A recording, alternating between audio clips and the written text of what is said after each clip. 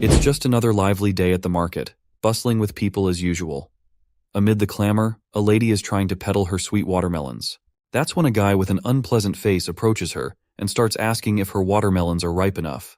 The poor girl feels a bit uncomfortable with this creep making double-meaning jokes, but since he's a customer, she politely assures him that they are definitely ripe, with a money-back guarantee. The guy then grabs a piece of watermelon. After savoring this juicy bite, he pretends not to like it at all and claims the watermelons aren't sweet and that she's definitely lying. This son of a gun gets even cockier. He points his finger at the innocent girl, accusing her of lying, and begins throwing every insult imaginable her way. He even goes so far as to kick over her entire stall. His goons, just as creepy as their boss, seem thrilled by the chance to have their fun with someone as beautiful as her. They quickly lay their filthy hands on her, while the onlookers can do nothing but watch in horror as these thugs harass the young girl. The poor lady is crying her eyes out while these damned fools continue to grope her, completely disregarding her distress. Just then, a bamboo stick comes flying through the air, hitting the harasser with godly accuracy, and the stick directly goes straight into his backside. He collapses to the ground in pain, blood pouring from his back as the stick remains lodged inside him. The one who threw the bamboo with such a godly aim is none other than the girl's brother, and he's absolutely furious to see his sister harassed by these hobos. The lackeys are angry, while their boss can't hold back his tears and orders his thugs to kill him. But before anything can happen, our boy throws another bamboo stick at lightning speed, and this time, it lands right in the harasser's mouth. The crowd stands in shock, unable to believe their eyes as the man gets penetrated once again, and that's some hardcore stuff. The lackeys quickly charge toward our boy at their boss's command, but he starts swinging his stick frantically, making them retreat momentarily. However, they regroup and begin pummeling him mercilessly. The poor girl can do nothing but watch as her brother is beaten up badly. Thankfully, the police arrive just in time, and the harassers quickly drag their royally fucked boss and make a hasty exit before the police can screw them over. The girl rushes to her brother, urging him to wake up. Blood dribbles from his mouth, and as it falls on the pendant he's wearing, he begins to drift into an unconscious realm. There, he sees his pendant shimmering brightly before his eyes. Strange red and blue energy leaks from the pendant and quickly enters his eyes. The next scene takes us to the hospital. Our hero finally wakes up, and as he frantically sits up, his face lands right into something fluffy. Turns out, he's accidentally bumped into the nurse's chest, which makes him blush a bit. The nurse gets annoyed to see this creep trying to taste her melons without her permission, and demands to know what in the hell he is doing. He quickly apologizes, saying it was unintentional, but she warns him that if it was on purpose, she'll call security. The dude huffs out some steam in response, and points at her prominent saggy chest, saying it's not his fault if those baddies were in his way. He sits back, his head still spinning, trying to figure out what the heck is going on and why he's still hallucinating. Just then, his sister bursts into the room. He quickly reassures her that he's fine, but then he notices something that makes him freak out. He sees through her clothes and spots her underwear, which causes him to slam his eyes shut and shout at her to put on some clothes. His sister feels concerned to see his behavior and gets closer to check his temperature, worried that his fever might be affecting his mind. While she confirms he doesn't have a fever, she's still unsure if he might have a concussion. Meanwhile, this clueless dude has no idea what's going on. Right then, his eyes start showing him a bunch of random stuff, revealing that he's got yin-yang eyes. Apparently, he has got yin on the left and yang on the right. The yin eye receives invisible nether while the yang eye can pierce through matter. He wonders if this means he now has X-ray vision. Deciding to give it a try, he focuses and starts seeing everything outside. He's thrilled to see it's actually working. He then focuses further and accidentally spies into the office of the senior doctor, who is having a rather questionable time with a nurse who looks to be around his daughter's age. After seeing this creepy middle-aged guy, Han is literally feeling as if he wants to puke his guts. Anyhow, he continues to use his new vision and spots a particularly voluptuous nurse. His tongue starts to dangle out of his mouth in awe after seeing this much hotness. He looks around his room to make sure no one's watching and then uses his ability to look through the walls again. He spots the same voluptuous nurse and begs her to turn around so he can see her beauty with his own eyes. When she finally turns, it's revealed that she's actually an unattractive woman with a double chin, nearly causing him to faint from shock. Right at that moment, a nurse comes into the room and tells his sister to pay the hospital bill. The sister quickly follows the nurse out, and he uses his ability once more to see his sister handing over money. She asks if the amount is sufficient, and the nurse confirms it is, as there were no serious issues with him, so he can leave the hospital immediately. When he sees how his sister is struggling to even gather up his medical fees, he vows to put his new ability to good use, and decides to make his sister's life better than ever. Once the siblings are outside, the brother waves goodbye to his sister, saying he has some work to do and will be back by evening. Before we continue this story any further, I invite you to check out webcomics. Thousands of unique comics and free chapters are already waiting for you here. They sponsored this video, and if you enjoyed this story, you can read next chapters here, link in the description. As he makes his way into the city, he's lost in thought, contemplating how he can make money with his yin-yang eyes. Suddenly, he notices a commotion nearby in a shady alley. A woman with a stall is hosting some kind of dice game, and a bunch of boys are gathered around, eager to participate. The woman announces that it's time to place bets on either big or small numbers. Most people bet on big numbers. Using his yin-yang eyes, our boy looks through the glass and can clearly tell that the numbers on the dice are small. The sum of the 3 dice is around 10, which is considered a small number. Any sum over 10 would be a big number. When the woman reveals the dice, it's indeed the small numbers, and the crowd goes wild with frustration. They've been continuously losing their money, and they have begun to suspect that this woman is trying to scam them. On the other hand, the lady happily collects all the money from the table, expressing her gratitude to everyone for their patronage. Once she spots our boy in the crowd, she flicks her finger and politely asks if he wants to play as well. Han steps forward and, before the game starts, he lets her know that she is putting her hooters too much on display. The lady pretends to blush and says if she covers up, her customers will disappear. She then gets straight to the point, asking if he's ready for the bet. Once Han says yes, she places the dice in the glass, gives it a solid shake, and sets it down on the table. As everyone starts placing their bets, Han uses his X-ray vision and sees that all the numbers are big this time. When the lady asks what number he's going to choose, he confidently throws down a note and bets 10 yuan on big numbers. The woman is visibly irritated as she sees this broke guy only betting this measly sum of money, but she still pulls up the cup. As expected, the numbers are big. She collects the loser's money and begrudgingly hands over a note to our boy for his win. Once he takes the money, he's feeling absolutely thrilled after making money with little to no effort. He begins to feel like a wolf who's just been served a feast on a silver platter. It took no effort at all, and now he's hooked. As the game goes on, he keeps racking up the cash. Half an hour flies by, and the woman is clearly annoyed, because my guy is winning every single time, and his hands are so full of cash he's struggling to hold it all. The bystanders start calling him a genius gambler, while others chalk it up to dumb luck. Meanwhile, Han is just overflowing with pride, realizing he's just made more money in a few minutes than most people do in a month. He even begins to think that he might actually escape the Matrix and live a well-deserved, comfortable life. Meanwhile, the woman is gritting her teeth in utter frustration. She is pissed off that if this keeps up, she's definitely going to go broke. As she fumes, Han throws a cheeky jab at her, telling her that anger doesn't suit a pretty girl like her. The woman takes the bait, and she finally decides to bet big this time. But when Han looks at her large chest, which is practically bigger than his head, he jokingly reminds her there's no need to bet, as she's already got something big on display. The woman gets visibly frustrated and makes it clear that after losing so much money, he's going to have to gamble with her big no matter what. The boy remains calm and asks the woman how much she wants to bet. She leans in with a sly grin, saying that if he loses, he'll have to give up all his money. But if she loses, not only will she gladly hand over her cash, but she'll also do anything he says.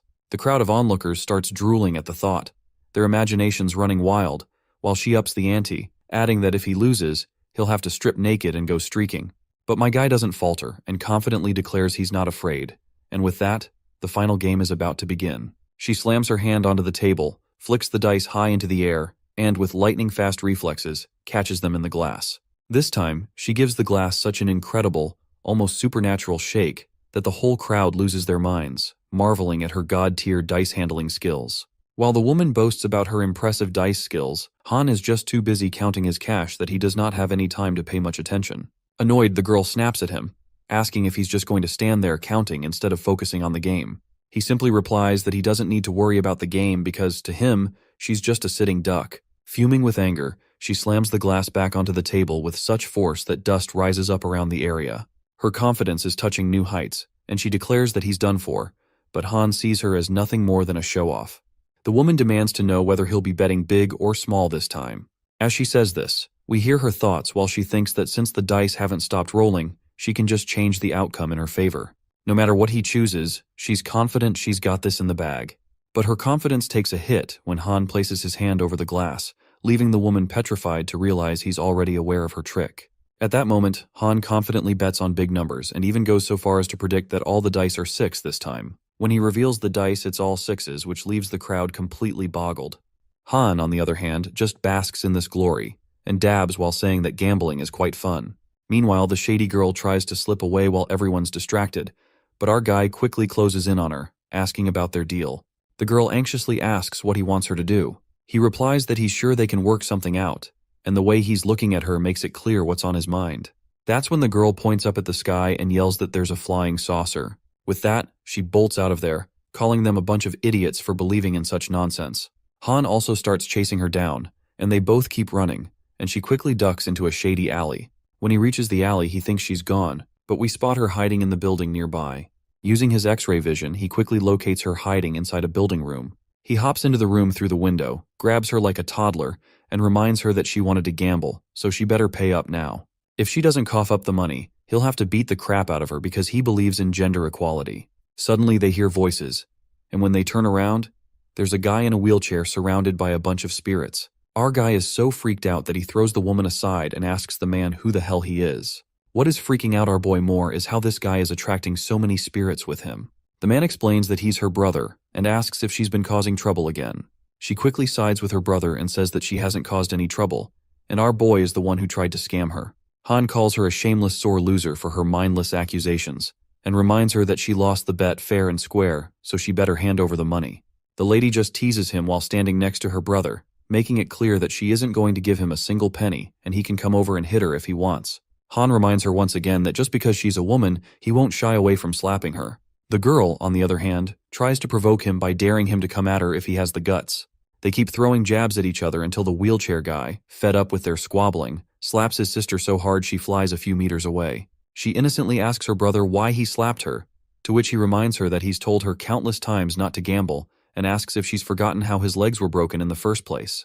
The girl then states that gambling is the fastest way to pay for his treatment, and she doesn't want him to be stuck like this for the rest of his life. Han's curiosity peaks when he hears this, and he uses his yin-yang eyes to examine what's wrong with the guy's legs. He quickly determines that the hamstrings have been severed at his calf. Both the woman and the guy in the wheelchair are stunned by this revelation. The guy in the wheelchair asks how he can tell so much so quickly. My guy just acts all nonchalant while explaining that he can see everything at a single glance. That's when the rowdy woman walks over to him, though she still is calling him a brat. She begs him to help her brother if he knows what's wrong. At first, Han looks annoyed and disinterested, and simply turns his gaze away. But it doesn't take long for him to go from acting all tough to being a total simp as soon as his hand brushes against her milky factories. She gives him a twinkle and says that if he can cure her brother, she's willing to give him whatever he wants. Of course, Han isn't falling for the same trick twice. He quickly pushes her away and explains that he can't do anything about it. With that, he starts to leave. In his mind, the reason he doesn't want to help is that he doesn't know these people, and helping them might expose his own abilities. That's when the guy in the wheelchair speaks up, suggesting they strike a deal. Han stops in his tracks and looks around, asking what kind of deal he's talking about.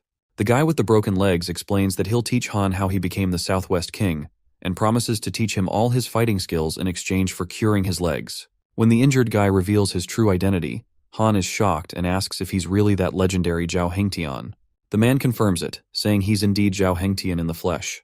This makes our boy even more curious because Zhao Hengtian was a big deal back in the day, and Han can't figure out how he ended up like this. The girl tries to explain how her brother ended up in this state, but Zhao quickly shuts her up. Then he turns to our boy and asks him what he thinks about the deal. Han is unsure about all this. He can see what's wrong with Zhao's legs but isn't sure how to cure them. He then concentrates, and a bunch of options pop into his head. The first thing is the Ghost Valley Medical, while the second thing is Classic's Qi refining technique.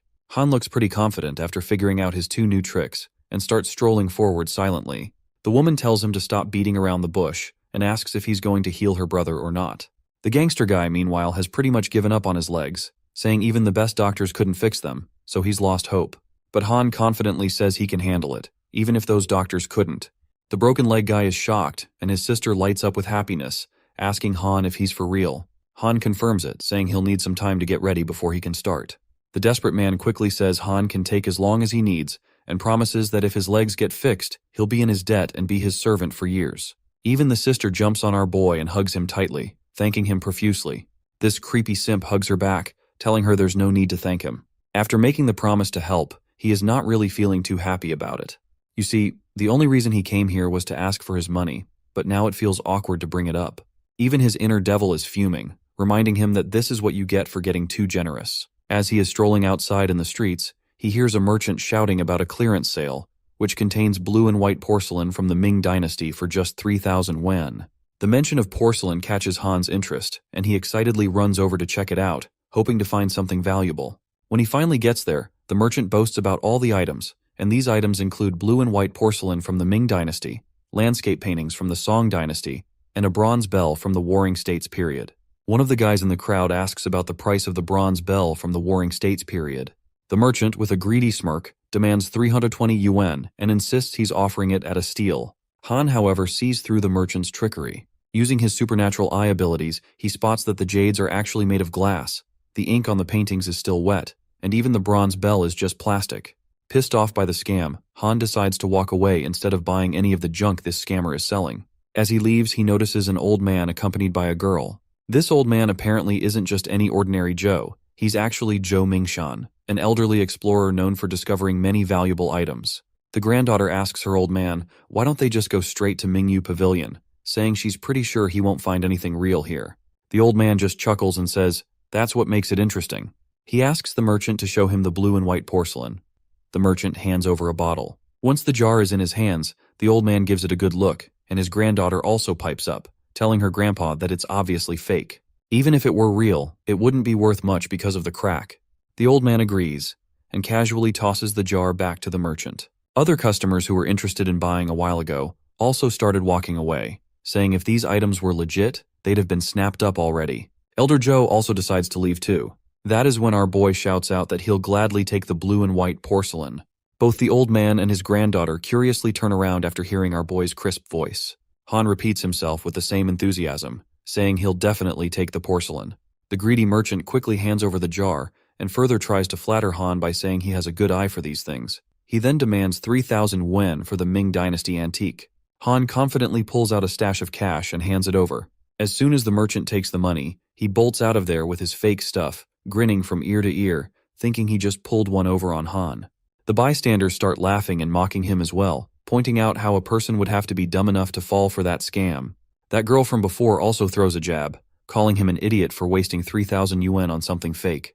But my guy isn't about to take any nonsense, and he fires back, reminding her that the real fools are the ones so confident they can't even recognize when something is actually real. The girl is clearly annoyed by his insult, but her grandpa steps in to calm her down. He then asks Han if a cracked vase like this could actually be genuine. Han confidently corrects him, saying the vase isn't broken, and that it's indeed authentic blue and white porcelain. Despite his assurance, the onlookers just laugh and make fun of him for thinking that. Even the girl and the old man chuckle at Han, with the old man advising him not to be too impulsive.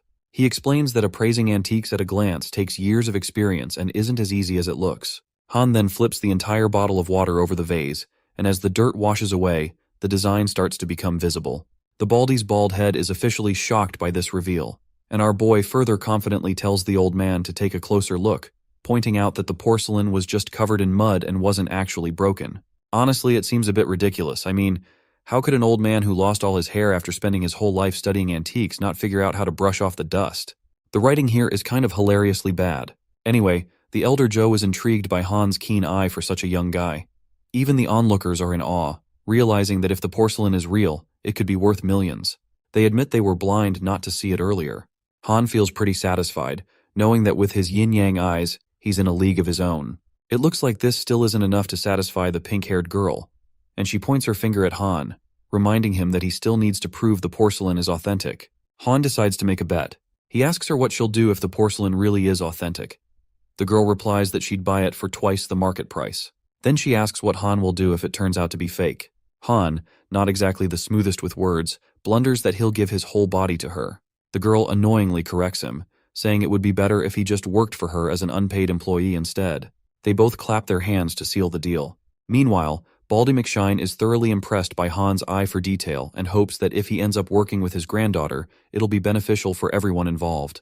The old man reminds everyone that there's a special appraiser at Mingyu Pavilion, so they decide to head there to verify the porcelain's authenticity. So, the three of them, Han, Yun-Er, who is the pink-haired girl by the way, and the old man, make their way to Mingyu Pavilion. When they arrive, the attendant greets them warmly. It turns out this boy, Lin Baimo, seems to know this Baldy already. Once they get into the office, the old man kicks off the conversation by telling the attendant they need help appraising something. Yunner explains that the vase Han is holding is supposedly fake, according to her grandpa, while Han claims it's actually valuable. Baimo then gives his verdict, saying since Elder Joe thinks it's fake, it has already been settled. Han gets pretty annoyed by their biased attitude. He asks how they can pass opinions like this even without looking at the thing. Baimo retorts that he's never seen Han before, which means this is Han's first time at Antique Street. Han agrees and asks what the big deal is. Baimo continues to belittle our boy, saying he's seen plenty of people like Han who come in thinking they're smart but are just arrogant. Well, that is the last straw. Han is finally fed up with their nonsense. He starts to walk away, saying if they're going to give him attitude, he'll just find someone else to help him. Yunner then tries to reason with our boy, but the old man quickly tells her to just sit quietly. That's when Baimo speaks up, telling Han to chill out. He says that since Elder Joe is here, he won't let his elder leave without paying proper respect. Han turns around with his confused face and asks what that even means. Baimo explains that there are 3 fake items among the antiques in the room. If Han can find at least one of them, he'll appraise the vase for free and even buy it from Han. Outwardly, Han pretends the challenge is a big deal, but inside, he's laughing at these fools for throwing such an easy challenge in his way. The challenge is just as easy as wiping his butt in the toilet. After seeing the anxious face of our boy, Baimo asks if he is scared, to which Han confidently replies that fear is the last thing on his mind. He's actually looking forward to giving Baimo a wake-up call. Elder Joe asks if 1 hour will be enough for the challenge. Han just says he won't need that long, and just as he says this, he heads towards the artifacts confidently. As Han starts inspecting the artifacts, he raises his finger and confidently says that he only needs 1 minute to complete the challenge. Baimo just laughs it off, proudly claiming that Han won't be able to find anything, no matter how carefully he looks. Even Baldy starts sweating his bald head, worried about Han's audacity, and tells him to reconsider. Before Baimo and the others can even finish laughing, Han collects all 3 fake antiques in just a few minutes like it's no big deal. This leaves Baimo completely stunned and furious. He's losing his mind because he never thought Han would finish the task so quickly. It's just unbelievable. Not only does Han confidently collect the 3 fake antiques, but he also breaks down why they're bogus. He points out that the pearls are made of sand, the top and bottom halves of the vase were joined separately, and the bronze statue base is glued on. Baimo is absolutely shocked. He's thinking that even the best appraisers in the country wouldn't be able to spot these fakes. Then Han takes out another item and claims it's also fake, making it a total of 4 fake artifacts. He places the so-called luminous pearl on the table, and Baimo starts yelling, claiming that it's one of the most precious pieces from his collection. But Han just throws the pearl on the ground, which leaves everyone in shock. As the pearl cracks open, they discover that it's just a little ball of copper inside a shell. Our boy then asks if he still has to prove anything further. Baimo quickly bows his head and apologizes, calling Han master and admitting he was wrong. Han just chuckles to himself, and he is feeling quite proud of himself. He tells Baimo to forget about it, since he wanted to keep his appraisal skills a secret anyway, but it seems the cat's already out of the bag. While Han is basking in his own glory, others can't help but feel a bit annoyed at how smug he looks. Anyway, Baimo respectfully directs Han to their next destination, saying he'll arrange for someone to appraise the vase. A while later, we see that the 3 of them are just sitting patiently in the waiting room while the vase is sent off for appraisal. Finally, a man walks out of the room with the vase in his hands and announces that this blue and white porcelain is genuine and worth almost 1,000,000 yuan. Baimo gently takes the vase and tells the thin-mustached man to leave. He then turns to Han and confirms that the porcelain is indeed real.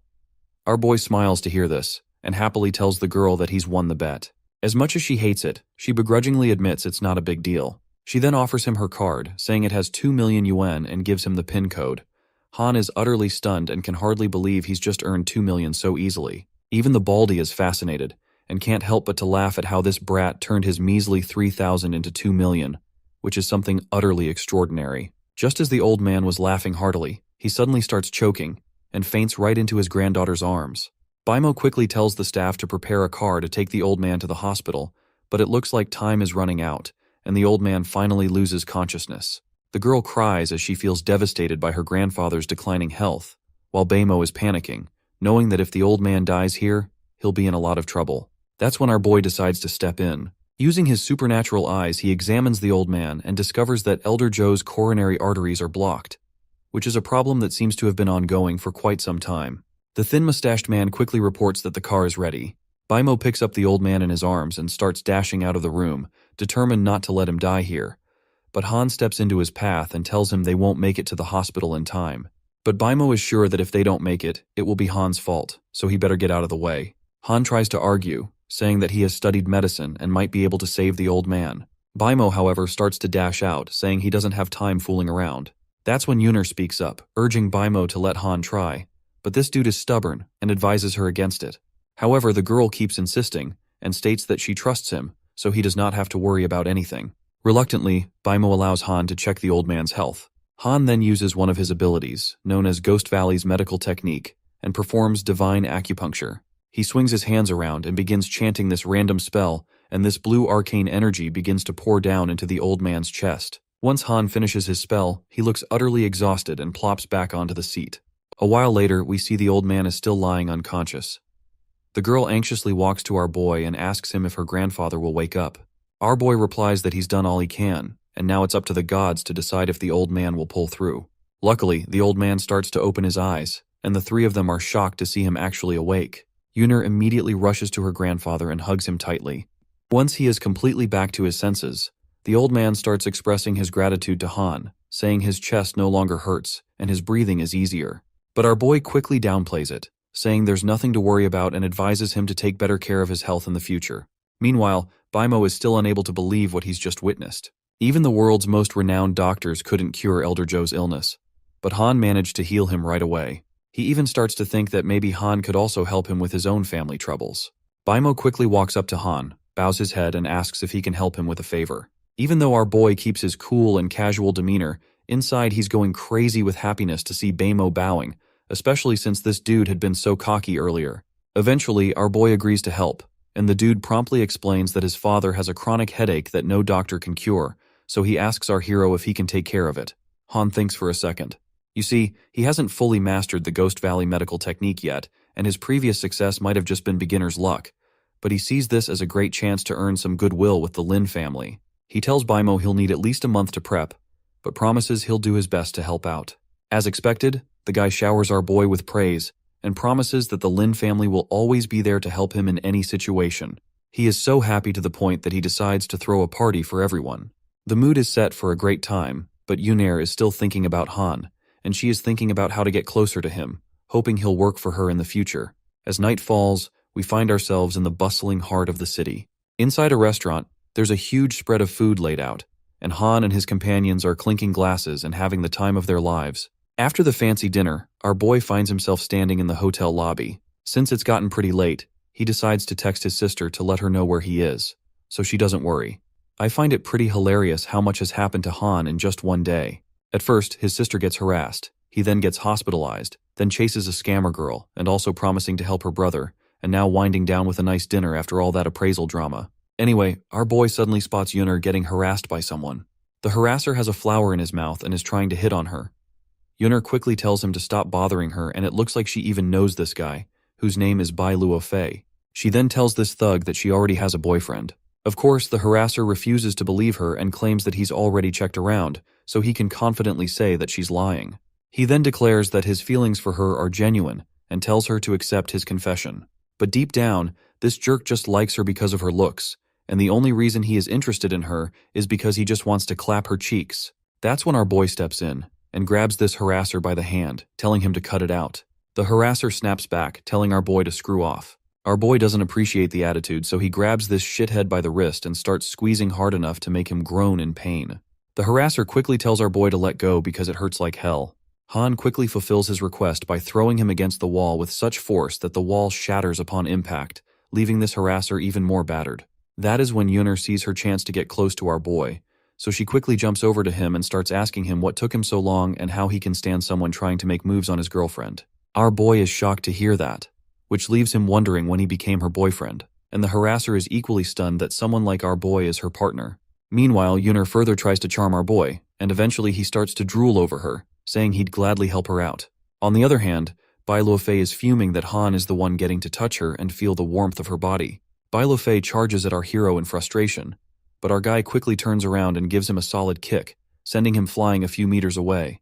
Han then smirks, thinking to himself that with his new techniques, a harasser like Bai Luofei is no match for him. He then places his hand over Yuner's peachy butt and begins to walk away with her, telling her not to pay any attention to desperate losers like him. Naturally, this remark pisses Bai Luofei off even more. He shouts about how dare this bastard steal his girlfriend and vows to make him regret it. Nonetheless, Han continues to walk with his newly acquired girlfriend, and he starts to get more and more physical with her. Yunner quickly pinches him to bring him back to reality, and annoyingly asks if he's still not satisfied after groping her. He quickly withdraws his hands and says he was just playing along to make the act more convincing. After getting agitated, Yunner walks away but then stops and turns back toward Han. With a blush on her cheeks, she tells him she'll take him somewhere exciting tomorrow. Han gets completely excited to hear this, and he even begins to imagine himself getting pummeled and treated like a dog. The next day, they find themselves at a stone market known as the Jade Market.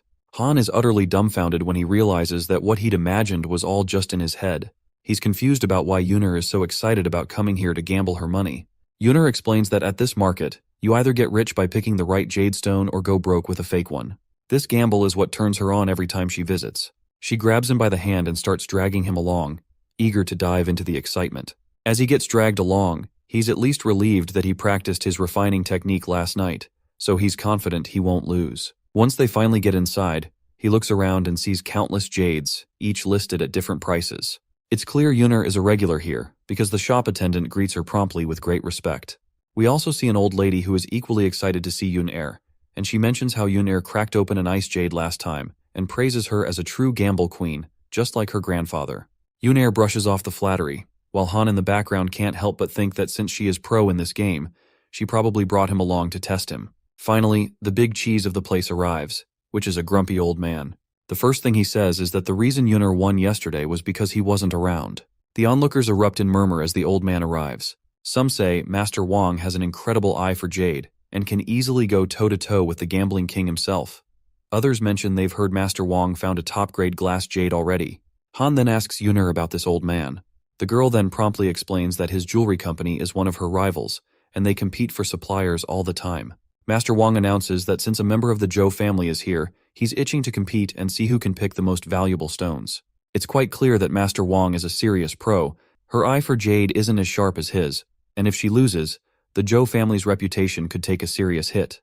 She even considers calling her grandfather to compete against this old man. That's when the old coot starts laughing at Yunner, mocking her and asking if she's already scared. He tells her not to run home crying. Han steps up to save her pride, and tells the old man that they're far from scared and ready to accept his challenge. The spectators have no clue who the hell this young gun even is, and they just sneer at the idea of a random guy competing against one of the most skilled players.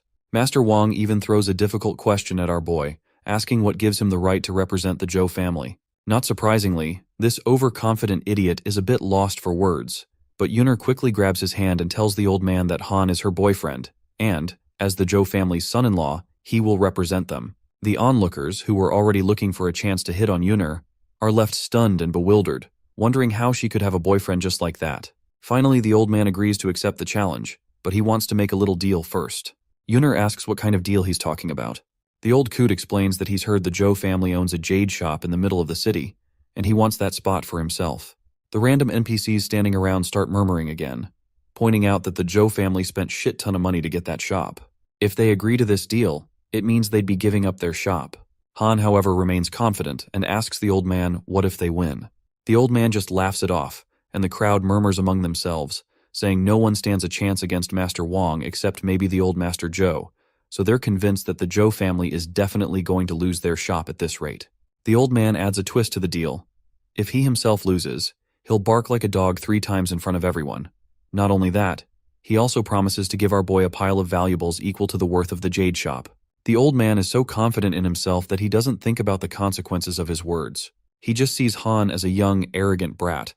Meanwhile, Han is pretty happy as well, because the thought of all that treasure coming his way is seriously exciting. His fake girlfriend asks if he's confident about winning.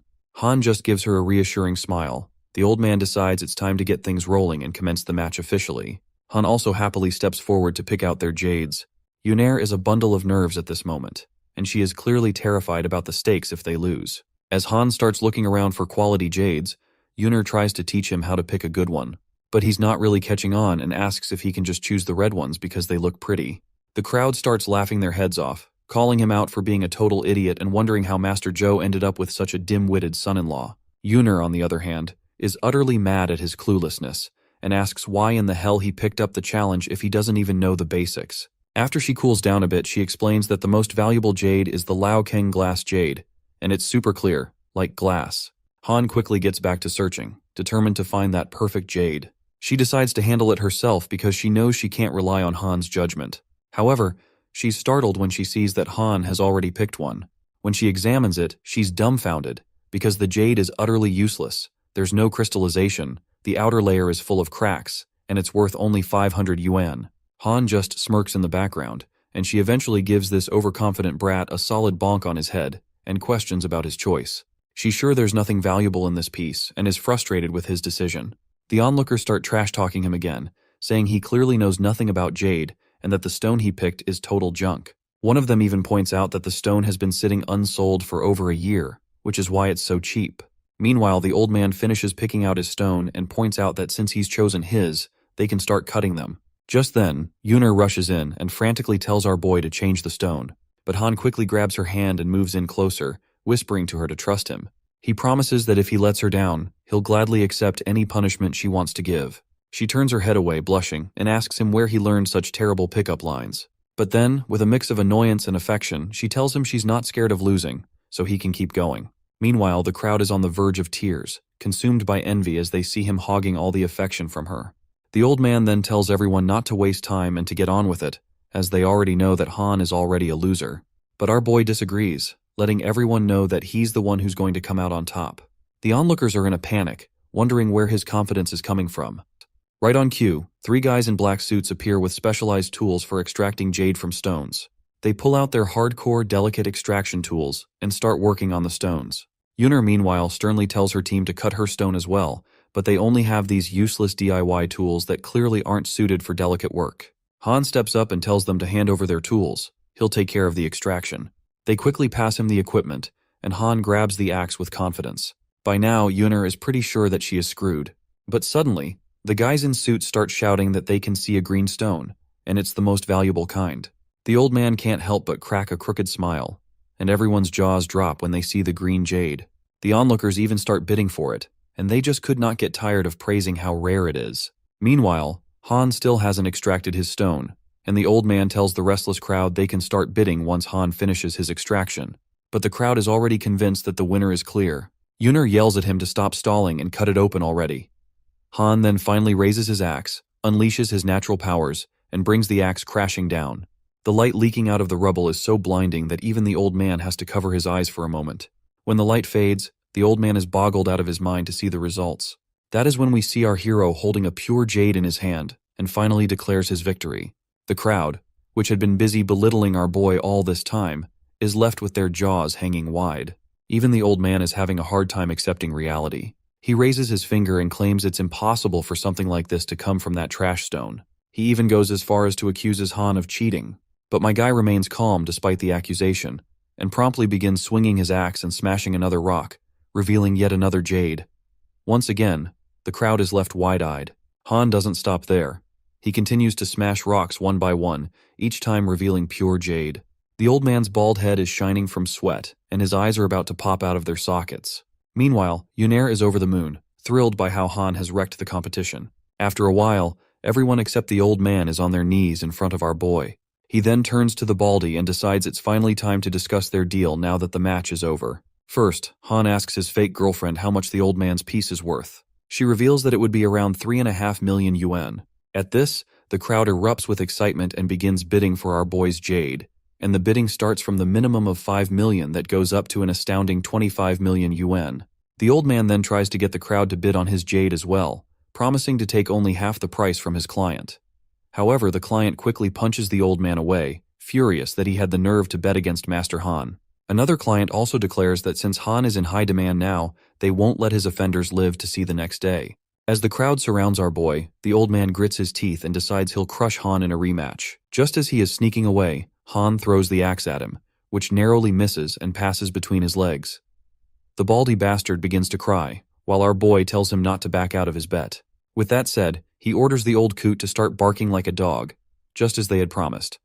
The baldy promptly complies, begging and making dog noises. Not gonna lie, the poor guy has lost all of his dignity at this point, reduced to nothing more than a literal dog. That is when our boy holds Yunner close, warning this dog to never bully his girlfriend ever again.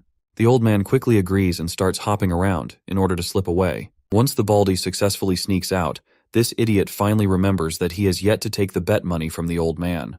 But Yunnair reassures him, saying no one would dare run off with the Zhou family's money. Speaking of the Zhou family, our boy quickly asks her since when he became part of the Zhou family, and if she's even talked to her parents about marriage. Yunnair gets totally embarrassed by this teasing and shoves him away. Meanwhile, the clients are really glad to be talking with our boy, and one of them humbly asks him if he's willing to sell his jade for 25 million yuan, and the client even promises to pay everything in advance. As soon as Han starts thinking about the huge sum of money, the first thing that pops into his mind is buying some solid Russians for himself. He gets so lost in his fantasies that he even lets his twisted thoughts slip out loud.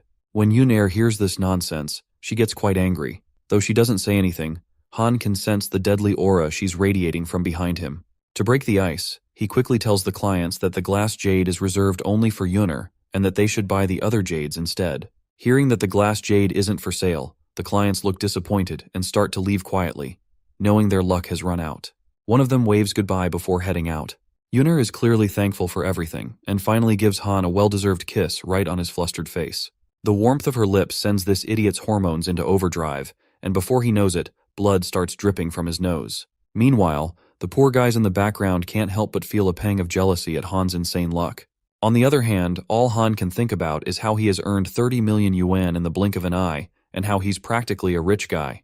He's also relieved that his sister won't have to sell her big watermelons in public anymore. Yunnair snaps him out of his daydream, telling him to stop giggling and get moving before they get intercepted halfway down the road. With that in mind, Han grabs her hand, and they dash out of the place like maniacs. Once they hop into their Audi, they zoom down the road at high speed. As they race down, Han asks her if she wasn't planning to ask her grandpa to pick them up. Yunnair assures him that there's no need, claiming the road is more than safe. But just then, a car suddenly stops in the middle of the road. Thankfully, Yunnair's godlike driving skills save them all in the end. They stop their car, and Han asks the driver if he doesn't even know how to drive. Well, it's quite clear that these thugs don't have good intentions. Han is relieved that there are only 3 goons, because he is sure that he can handle that many. But Yunnair reminds him that he's underestimating the seating capacity of their car, the legendary Chevrolet Enjoy. Right on cue, a bunch of other goons start hopping out of the vehicle, leaving Han utterly confused and terrified at how so many people could fit inside one car. Well, it's the same red-headed guy he dealt with using a bamboo stick back in the first chapter. It looks like he's back to take revenge for the humiliation our boy had caused. As soon as our boy sees the red-headed guy, he starts radiating a deadly aura. Yunnair curiously asks if they know each other, to which Han reveals that they do, and introduces the redhead as third brother Chu. Han then teasingly asks Chu if his asshole still hurts. This remark catches the redhead off guard, and he instinctively puts his hand over his hole. His lackeys start to doubt their boss, wondering if he's into this kind of thing. The redhead feels agitated by this humiliation, and sternly tells Han to shut up. He pulls out a dagger, threatening Han and demanding he get into the car, or else he'll make him regret it. The lackeys also scoff to see our boy, stating that Han looks too skinny, and that they could take him out with just one hit. Yunnair asks him if he's actually sure about fighting them, and he confidently reassures her that he's got this under control. As he strides forward, Chu starts yelling, calling Han a stupid head and ordering his lackeys to cripple him by breaking his legs. The goons quickly follow the command, but my guy just sneers and starts using one of his chi techniques. Aura begins to gather in his palm, and with a single punch he sends the goons flying like confetti, making them kiss the ground.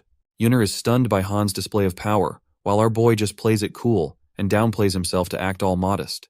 However, we can also see that this idiot is secretly wincing in pain from overexerting his hand. The ugly dude, who was just acting all tough and cocky, scrambles under the car, thinking Han won't be able to find him. But my guy just casually lifts the vehicle as if it's a toy, and throws it away, and asks where this ugly piece of work is going. Realizing he's in deep trouble, the redhead abandons all pride, grabs Han's feet, and starts crying, begging for mercy, and promising he won't do it again. However, it looks like our boy is not in the mood to cut this guy any slack, and he grabs the redhead by the collar and demands to know who sent him. The redhead sobs as he reveals that Master Feng is behind it all. He confesses that Master Feng sent them to capture Han and Miss Zhou, but admits he doesn't know any further details. After getting the info, Han just chucks that punk aside like he's nothing but a rag doll.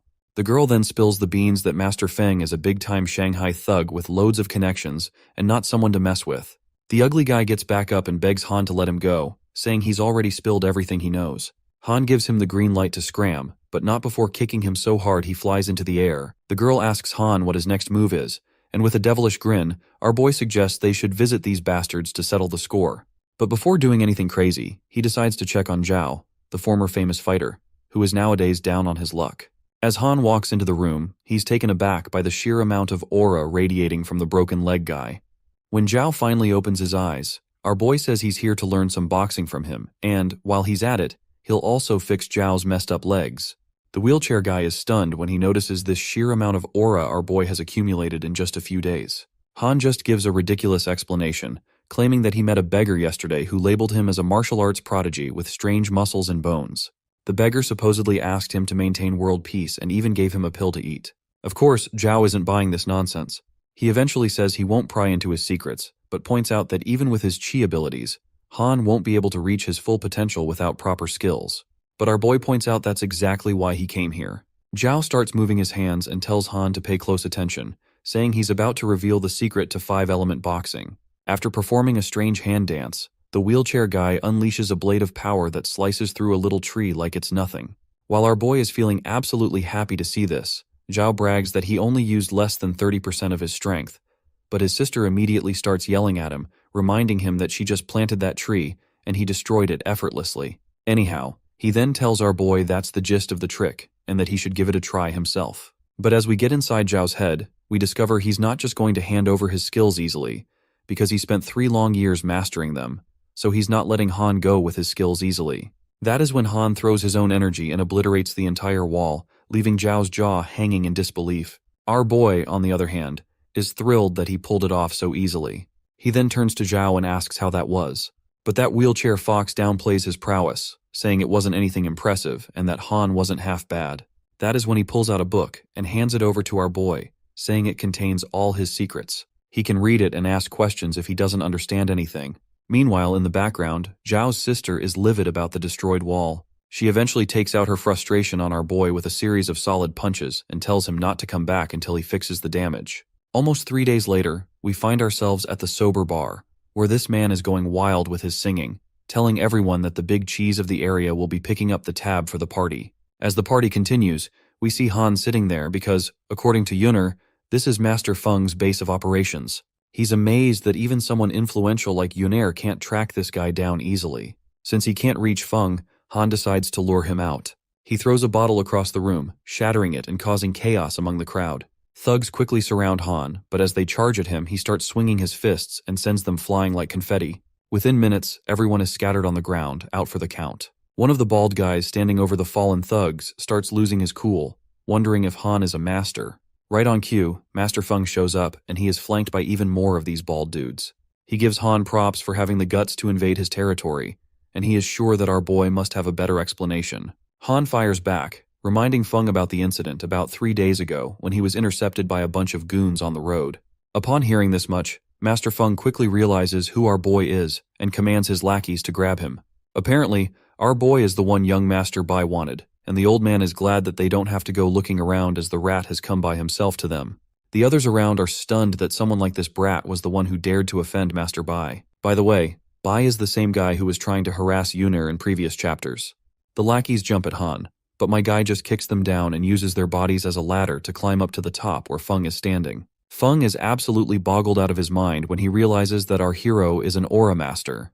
Han confirms it and then starts questioning him, telling him to be truthful if he doesn't want to end up in a bad spot. Well, it looks like Master Feng isn't the type to let things slide.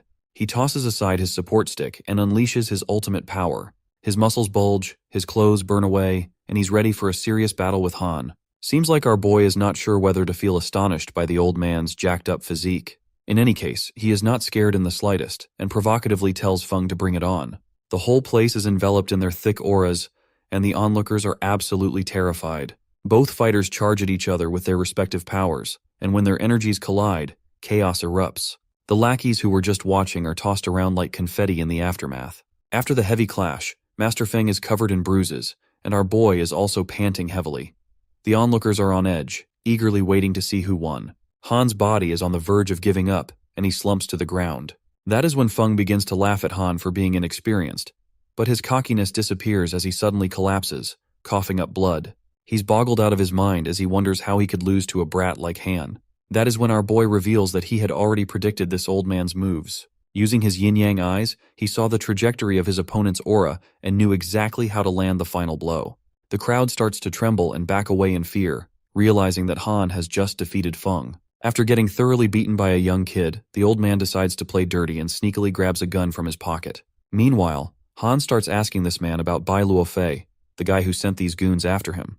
The old man asks him if he'll let him go if he answers his questions. Our boy quickly agrees to spare his life, but warns that he'll remove his skills to prevent him from causing harm to anyone. That is when this dirty old man aims his gun at Han with a huge grin on his face, leaving our boy nearly scared out of his wits. As the trigger is pulled, a loud bang echoes through the plaza, but it turns out the shot wasn't fired by the old man. Instead, it was the woman who fired the gun. The bullet pierces through the old man's hand, leaving Han completely puzzled about why the police are involved. In a matter of minutes, the entire area is swarmed by police officers, and they order everyone to stop moving and freeze the fight. The lackeys are quickly cuffed, and a lady officer approaches Han, asking if he's going to put on the handcuffs himself, or if she should help him with that. Eventually, Han gets pulled into an interrogation. After asking him for all the details, the same lady officer makes his profile, stating that he's 18 years old, with both parents deceased, and currently living with his elder sister, Ye Qing. Han happily confirms that's true, and he adds with a smile that he's just a law-abiding citizen. He tells her to let him go, since she can clearly see that in the reports. But this fat-ass lady quickly jumps over him and sternly asks if he's such a good citizen, then what the hell he was doing with third brother Q and his men a few days ago. My guy just flashes a grin in response, and further tells her that she'll have to ask third brother Q about it, as that old man was the one looking for him, so all our boy did was self-defense against those bastards. The peachy butt lady points out that over 30 of Chu's men were left in a coma, and Chu himself was seriously injured, so she's not buying the self-defense excuse. Han responds back, asking if he was supposed to just sit there and let them beat him up. The grumpy lady isn't satisfied with his answer. She grabs him by the collar and demands to know who sent him, whether it was special forces or some underground organization. As she's practically strangling him, Han can't help but drool as he gazes at her cleavage, thoroughly enjoying himself despite the situation. Well, this just frustrates the officer even more. She tries to kick him down, but he quickly grabs her hand, pushes her away, and ducks down, letting her leg zip above his head. That is the moment when the officer is mortified to realize this creepy bastard has gotten an unintended view of what's between her legs. On the other hand, Han tells her that they should go outside, as he would gladly show her his fighting skills. The woman is just plain annoyed by this idiot's antics, and as she's about to punch him, he raises her leg a bit more, and the sight between her legs causes him to bleed from his nose. Not gonna lie, this whole lewd stuff is definitely over the top and probably getting a bit much. Anyhow, the officer is about to punch our boy when another officer arrives, informing her that Director Zhou has arrived and is releasing Master Feng's group of criminals.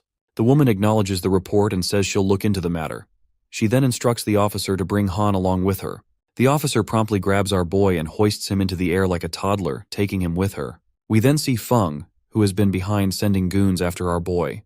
It appears Feng has already taken over Deputy Director Zhou, and Feng is planning to send some gifts to the deputy's home later. Well, we can tell that this gift is nothing but a bribe. Right at that moment, the lady officer quickly reports to her senior that firearms were found in the bar, and she suspects that they're involved in illegal activities, so she argues that they shouldn't let these criminals go. However, her pleas fall on deaf ears. The greedy deputy director sternly tells her not to speak without evidence, claiming that Mr. Feng is an honest businessman and the firearms found in the club belong to his bodyguards, who have proper licenses. Therefore, it's completely legal. He then points at Han, saying that the real target is the kid over there. This corrupt guy just laughs along with Mr. Feng as they place all the blame on our boy. The lady officer, however, once again argues that they should at least investigate further before letting these criminals go. The deputy director then starts flaunting his title as senior and reminds her place. He tells her to just follow the orders, and he quickly instructs the guards to arrest Han and put him in a cell.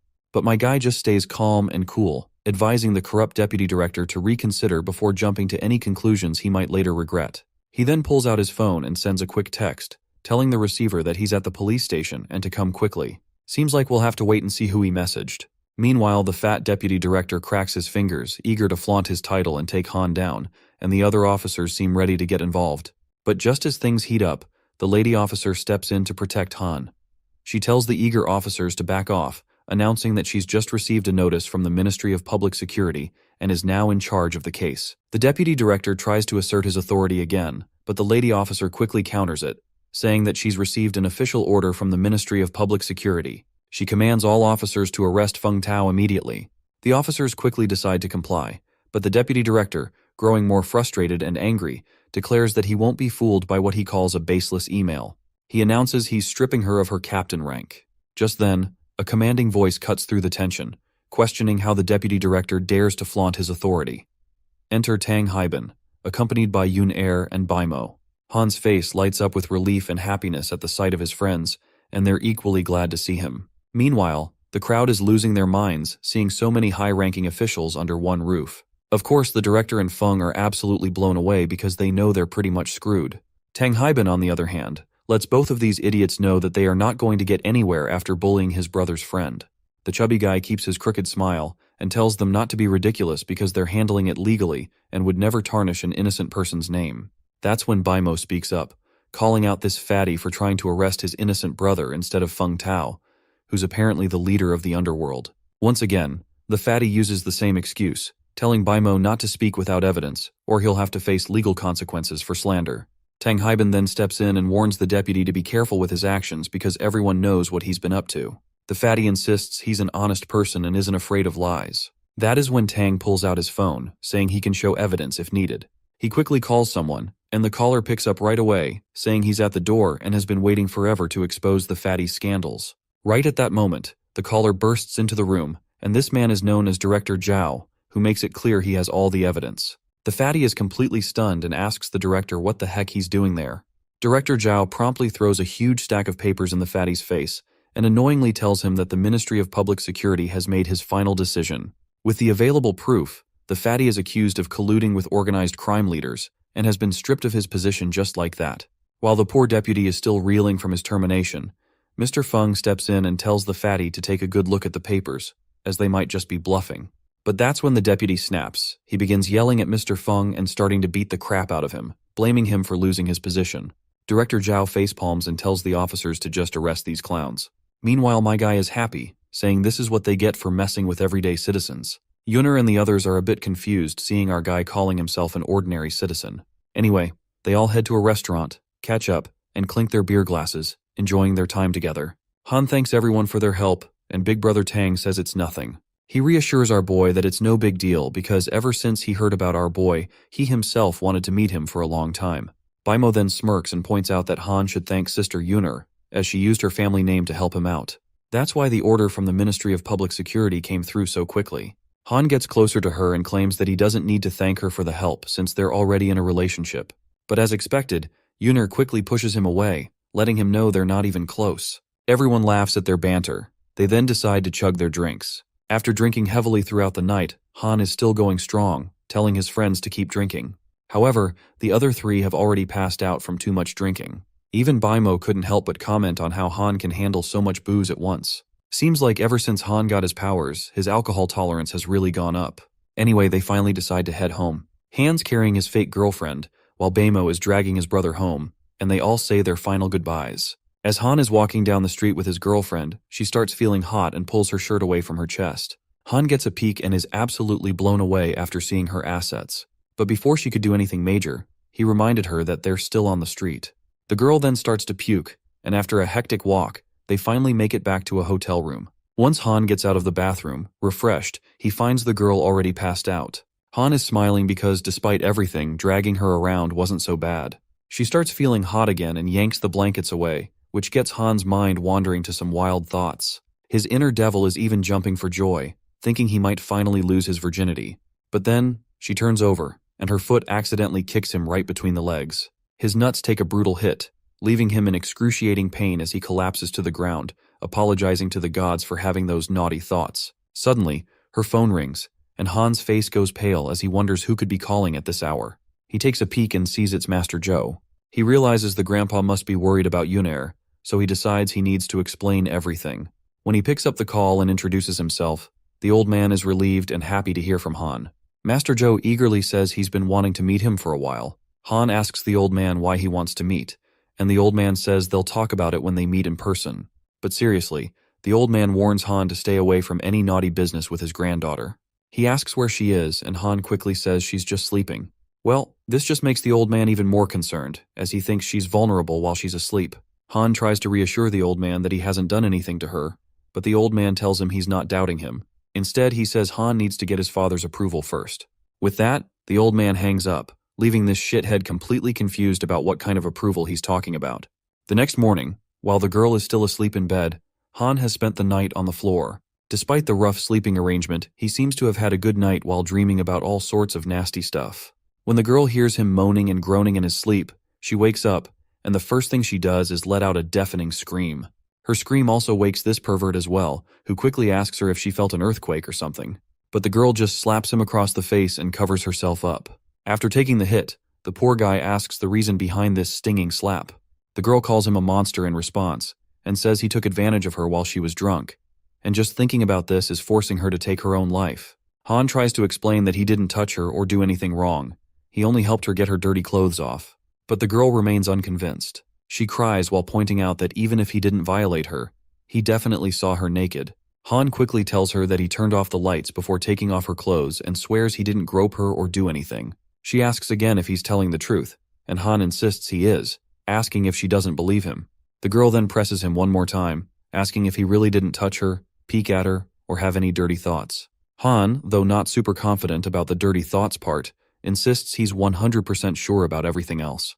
Despite all his explaining, the girl still gives him a solid slap, angrily reminding him that he just wasted a great opportunity. Han staggers back, hitting the wall from that brutal slap, and figures it's going to take him 2 lifetimes to understand women. She then quickly dials up her phone, and tells the caller to send some cloth over at the hotel, while this idiot thinks about making his hasty exit. As he tries to swing the door handle to open it up, but a sharp cleaver soon comes flying at him as the girl asks him at where he is trying to run away after seeing her body. Han staggers back and asks the girl what the heck she wants from him now. She says she doesn't have anything specific in mind, but she'll let him know when she thinks of something. She makes it clear he owes her big time for saving him from the police, so he's going to have to comply with her every command from now on. Han quickly agrees and tells her to call him whenever she needs him.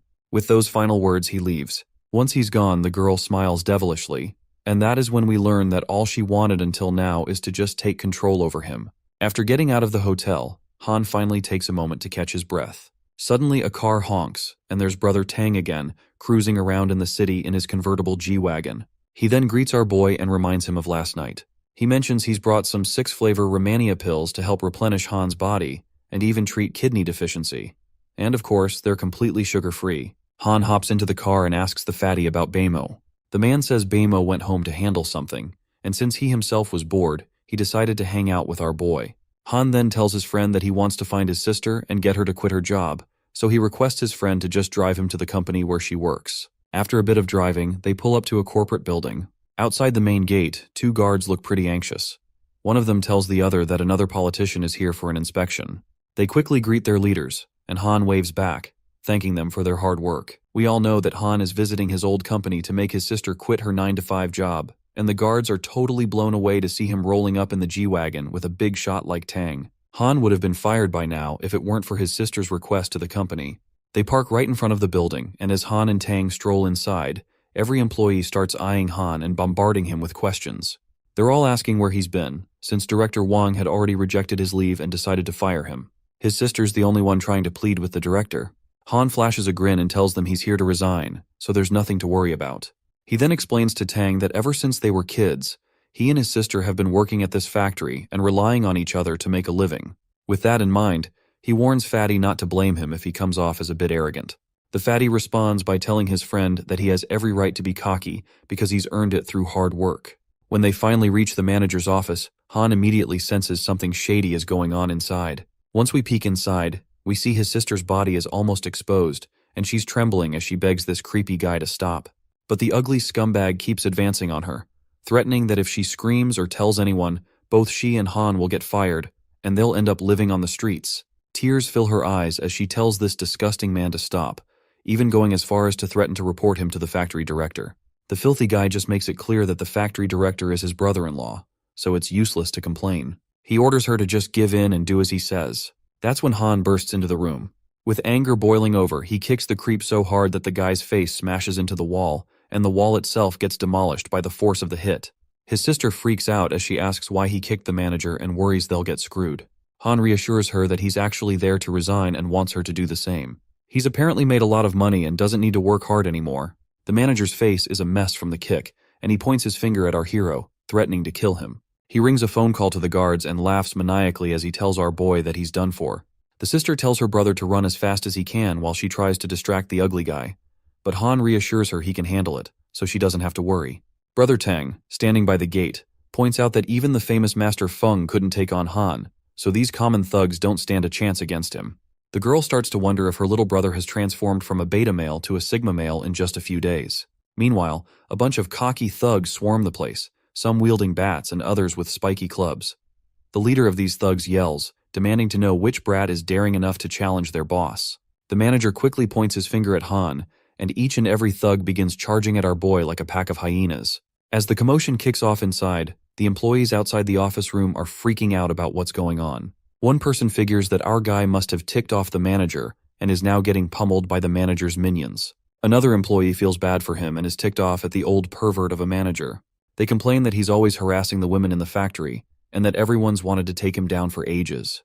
They're worried about how our guy is going to handle all these thugs. But their worries turn out to be totally unfounded when they realize that the ones who just got beaten up were actually the manager's lackeys, and Han is just standing there like a total badass. Their jaws drop at the sight, and the sister is completely blown away by how badass her brother is. He casually explains that he has been training with a martial arts master and picked up some fancy moves along the way. Just as he's chatting with his sister, the perverted manager tries to make a quick escape. But his getaway is cut short when my guy punches the wall in front of him, demolishing it with a single blow. The manager is horrified, imagining what might have happened if that punch had landed on his face. Han looks like a literal devil, ready to take this guy down. As expected, the old creep gets down over his knees and starts begging for mercy, pleading for his life. Everyone lights up with happiness when they see the tyrannical manager Wang actually kneeling and begging. They cheer for our guy, celebrating his victory and the fact that he's put this jerk in his place. His sister then tells him to just let the bastard go. So our guy tells the jerk to scram, and the bald manager bolts out of there, running for his life. At that moment, the factory director shows up and demands to know what the hell is going on. Manager Wang, crying like a baby, approaches his brother-in-law and whines about being harassed. He begs him to sort things out. The director looks clearly annoyed by Wang's childish behavior, but he keeps his cool and asks who disrespected him. Of course, Wang points a finger directly at Han. That's when the sister steps up to save her brother. She makes it clear that this whole mess is her fault, not her brother's. The manager quickly tries to shift the blame, saying both of the kids are at fault, and demands the director put them in jail. That is when Brother Tang steps in, and he makes it clear that everyone knows the truth, so he does not have to hide it. Right at that moment, someone throws a smelly boot that lands squarely on the manager's ugly mug. The manager picks up the boot, sniffs it, and gets even more annoyed, asking who threw such a smelly thing. The workers are totally fed up with this jerk, and they all glare at him with deadly looks. Before long, everyone starts throwing anything they can find at him. The manager, once again, hides behind the director. The director also gets annoyed and asks his workers if they're looking to get fired. That's when our guy speaks up, reminding the director that Manager Wang has already lost all respect from the workers. He asks if the director is really trying to cover up for him. It turns out even the director knows what kind of scum his brother-in-law is, but he's stuck covering for Wang because his wife will give him a hard time if he doesn't. Manager Wang continues his pitiful pleading, begging his brother-in-law to intervene.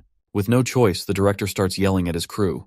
But before he can do much, the secretary arrives, looking completely worn out. The secretary informs them that the guards outside reported our guy arrived in a municipal committee car, and the fat guy with him seems to be the mayor's son. The director starts sweating as he realizes the gravity of the situation. While our duo is standing there, the director imagines Han and the mayor's son plotting to take down his entire factory, but in reality, they're just trying to decide on a restaurant. With no other choice, he finally decides to save himself first. While Manager Wang thinks his brother-in-law is going to cover for him, he gets a solid slap across the face from the director. The slap is so forceful that it spills blood from Wang's mouth. He collapses on the ground, pleading with his brother-in-law, but the director doesn't stop there. He continues to beat the crap out of him, furious about how Wang has damaged the company's reputation repeatedly. The onlookers are completely in awe to see such a rare sight, and they find it unbelievable that the director is pounding his own brother-in-law. They start to wonder if the director is actually afraid of our guy. Finally, the director stops once his brother-in-law loses consciousness. To wrap things up, he turns to Brother Tang and makes it clear that Manager Wang is fired and stripped of his position for ruining the company's reputation. The crowd goes wild with cheers, and the old man further asks if he's satisfied with the decision. Brother Tang says it's up to his brother Han to decide if he's okay with it. The director quickly catches on that the mayor's son just wants him to beg our guy for forgiveness. As the director hesitates, the mayor's son threatens him, revealing he has a video of manager Wang's antics on his phone. He warns the director about facing a disciplinary committee if the video of this harassment incident gets out. The bald manager starts sweating buckets, pleading with Tang to keep the video under wraps. He quickly falls to Han's feet, pleading that he had no idea about his brother-in-law's actions, and even offers the best positions in the factory to both our boy and his sister if they'll show him mercy. Everyone is shocked to see the factory director groveling like this. On the other hand, the sister tells her brother to let the guy go and says she's not angry anymore. The director breathes a sigh of relief, and before leaving, Han makes it clear that both he and his sister are done with the factory and will never come back. With that, they head out, and the trio zooms off in their car like it's no big deal. The director finally relaxes while the crew can't believe how Han went from zero to rich in no time. As they speed down the road, the sister points out that since they've resigned, they're going to need money. Han reassures her that there's nothing to worry about because he recently sold a premium jade and made a significant amount. If she doesn't believe him, she can ask Brother Tang. The fatty quickly agrees, saying that the money Han earned is enough to take care of both of them for a lifetime. The girl then asks how much he sold the jade for, to which Han casually replies, "Not much, just a few million." The sister is absolutely boggled to hear this, and she grabs her brother and shakes him, demanding to know if he's telling the truth. The poor guy pleads with her not to choke him to death. Once they're strolling down the street, they make their way into the shopping mall. A while later, we can see the sister in some new fancy clothes. That is when our boy reminds her that she's always been buying him new things for years. So it's finally time for him to return the favor and treat her to something special. They spot some stylish shoes, and while the sister stresses about the high prices, the fatty assures her that the cost is just pocket change for Han.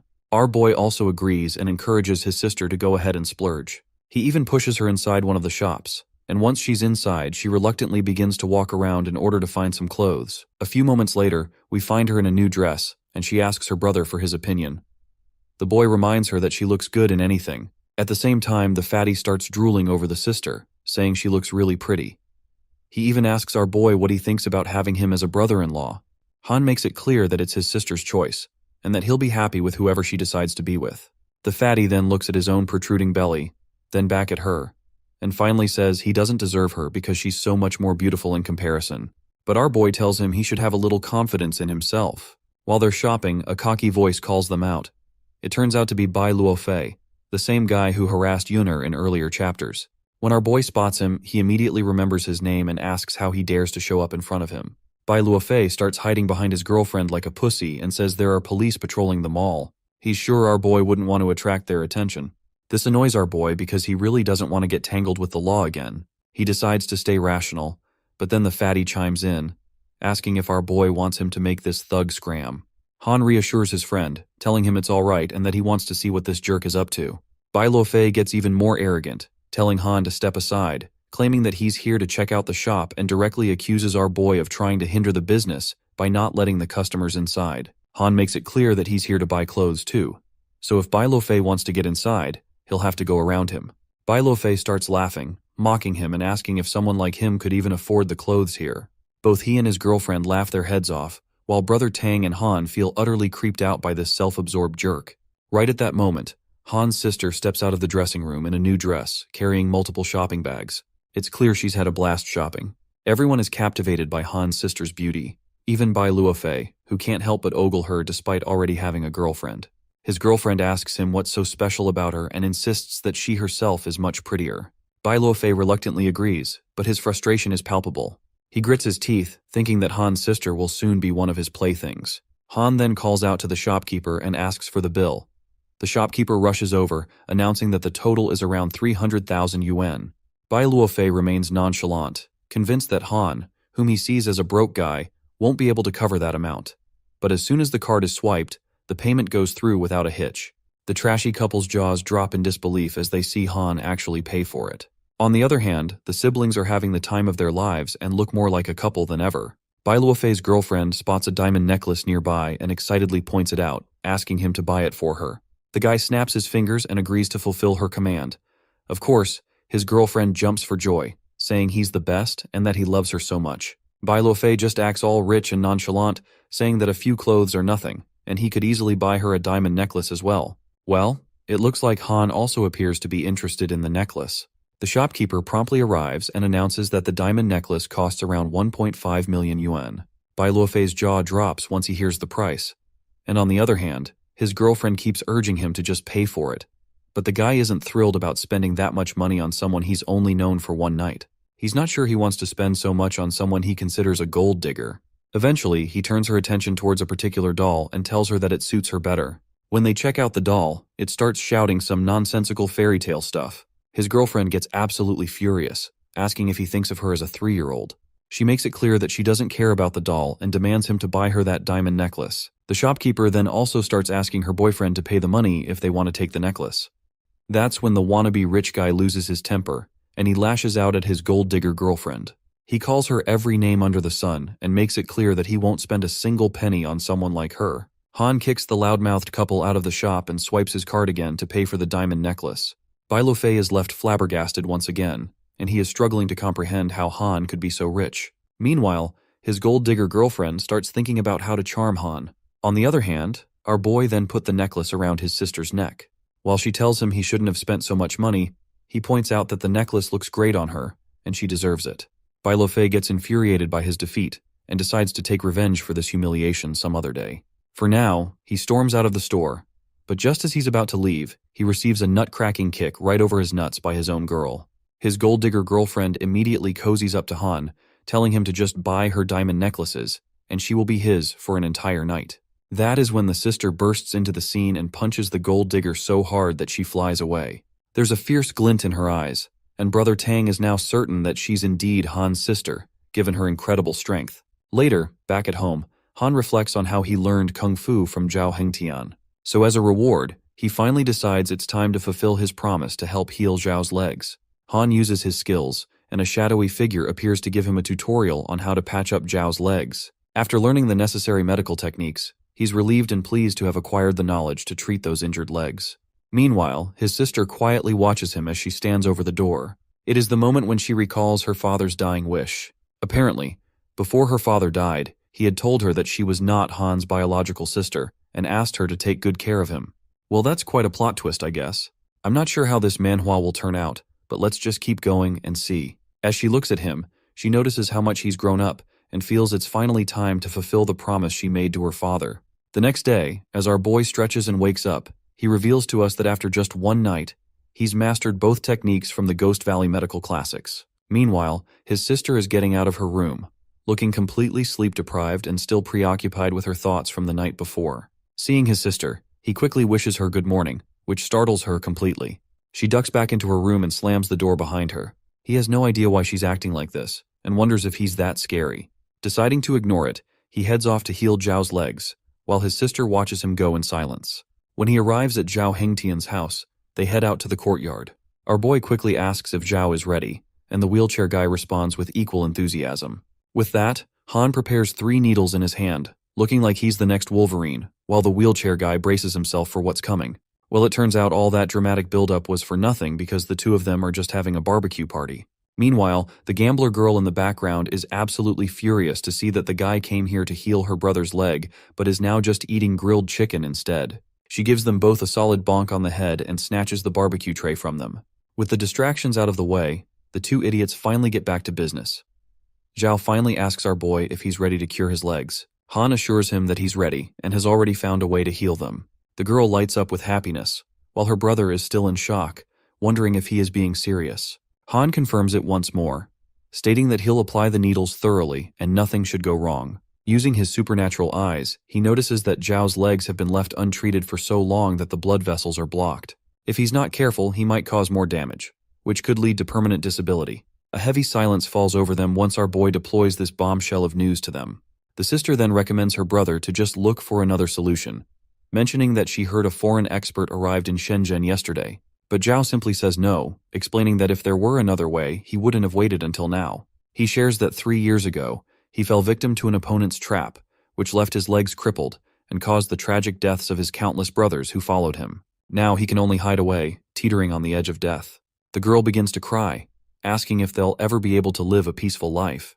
Meanwhile, Han reflects on how this man, once a formidable figure from the southwest, has been reduced to a crippled shell of his former self. Zhao then snaps at his sister and makes it clear that he won't stop fighting. He's waited 3 years just to get his legs healed, and he's determined to reclaim what he's lost. He wants to show his fallen comrades that he'll take back what was taken from him. It seems like the spirits always haunting Zhao are likely the souls of those who died in that battle. That's when Han confidently declares that he's going to do his best to cure Zhao's legs. The gambler girl bows her head in respect, saying she's counting on him. Zhao then says that even if the treatment doesn't work, he'll accept his fate and won't blame Han. The dejected girl then finally perks up in happiness, and she has started to feel confident for some reason. With that, Han prepares to use all the needles and equipment he brought for the treatment. The gambler girl quickly rolls up Zhao's pants to expose his legs, ready for the procedure. Han, on the other hand, picks up the 3 golden needles and explains that he'll use them to push the thickened blood out of Zhao's calves and then mend his hamstrings. He warns that it might hurt a little, so he will have to endure it. The wheelchair guy is ready to face whatever lies ahead and simply tells him to just get started.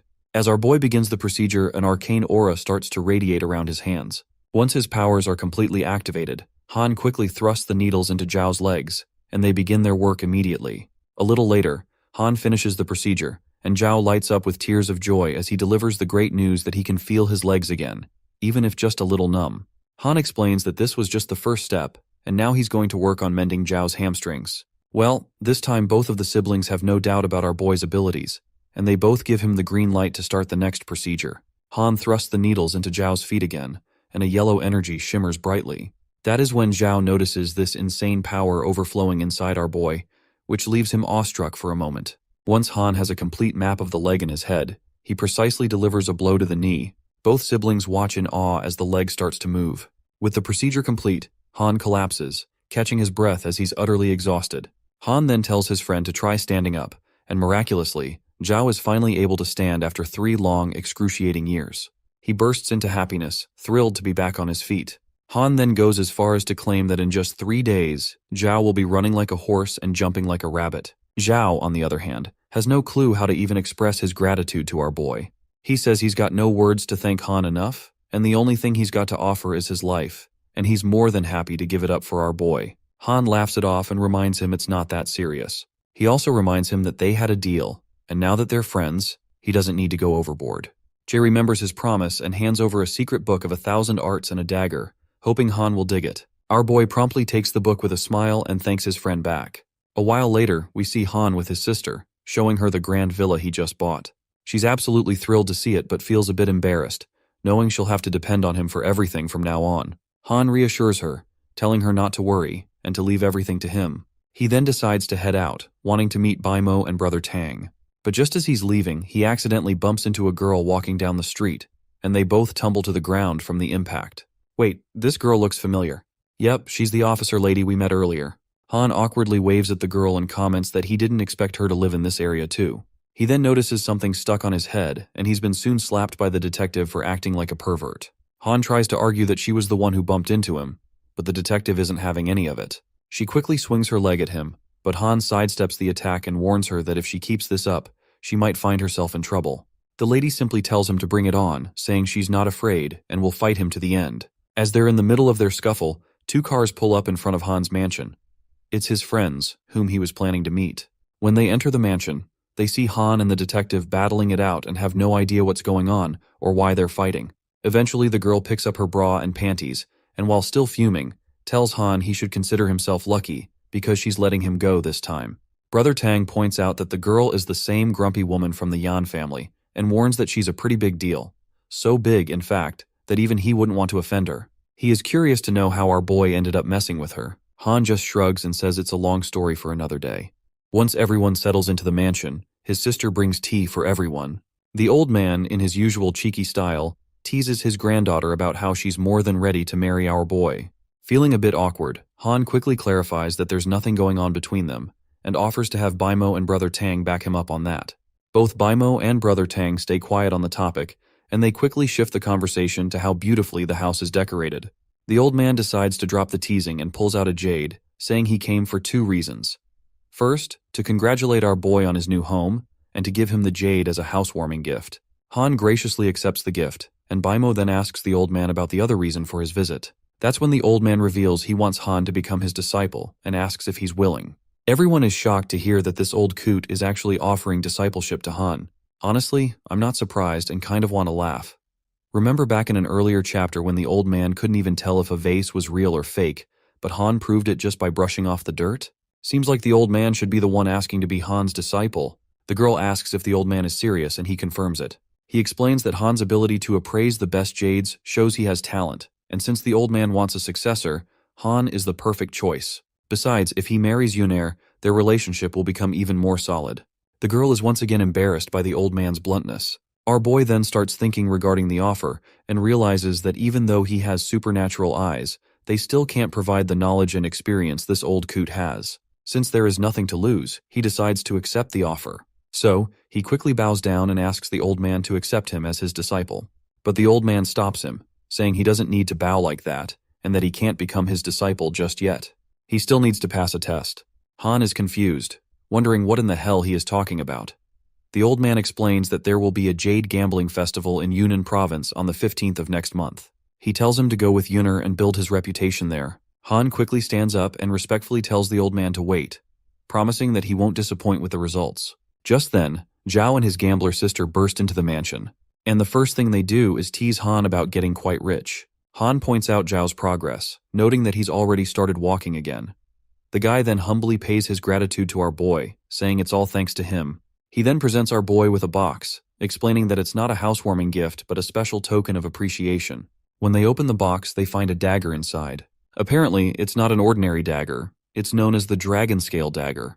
The old man's jaw drops when he sees the dagger, recognizing it as an exceptionally sharp weapon rumored to have been forged by Ujizi and known as a national treasure. Zhao, on the other hand, is quite impressed by how knowledgeable the old man is. That is when the old coot mentions that Zhao seems really familiar, and he curiously asks who he actually is, because he has a hunch that he has seen him before.